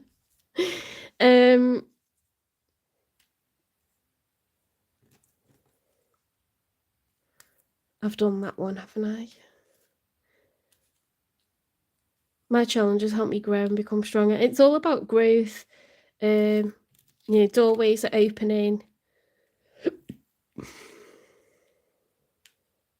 But take some time out of love. Take some time, like, to think about what you want, okay, Gemini? I'm going to leave it there because I'm rambling. I hope you liked this reading. Please give it a like, share, subscribe, follow, repost, support the channel, hype the channel, and I'll see you in the next one. If anyone wants to donate, there's a link in the channel description. Memberships are starting in March. March time. I want to get my tax ID number created and sent back to me. In the post from the US, it takes like 9 weeks, so I'm just waiting for that. All kinds of readings at £18 with me. So if you want a love reading that's private, it's £18. You can direct message on TikTok, Instagram. You can email me at jen3585@gmail.com. What else?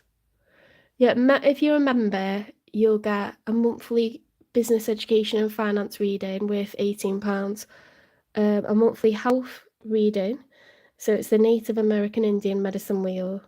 It'll tell you how your physical health is doing, your mental health, your emotional health, your connection to spirit.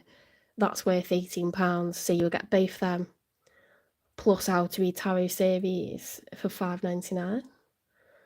So you get all that each month for £5.99. They're worth £18 each, those things. So that's something to consider. I know money comes and goes, so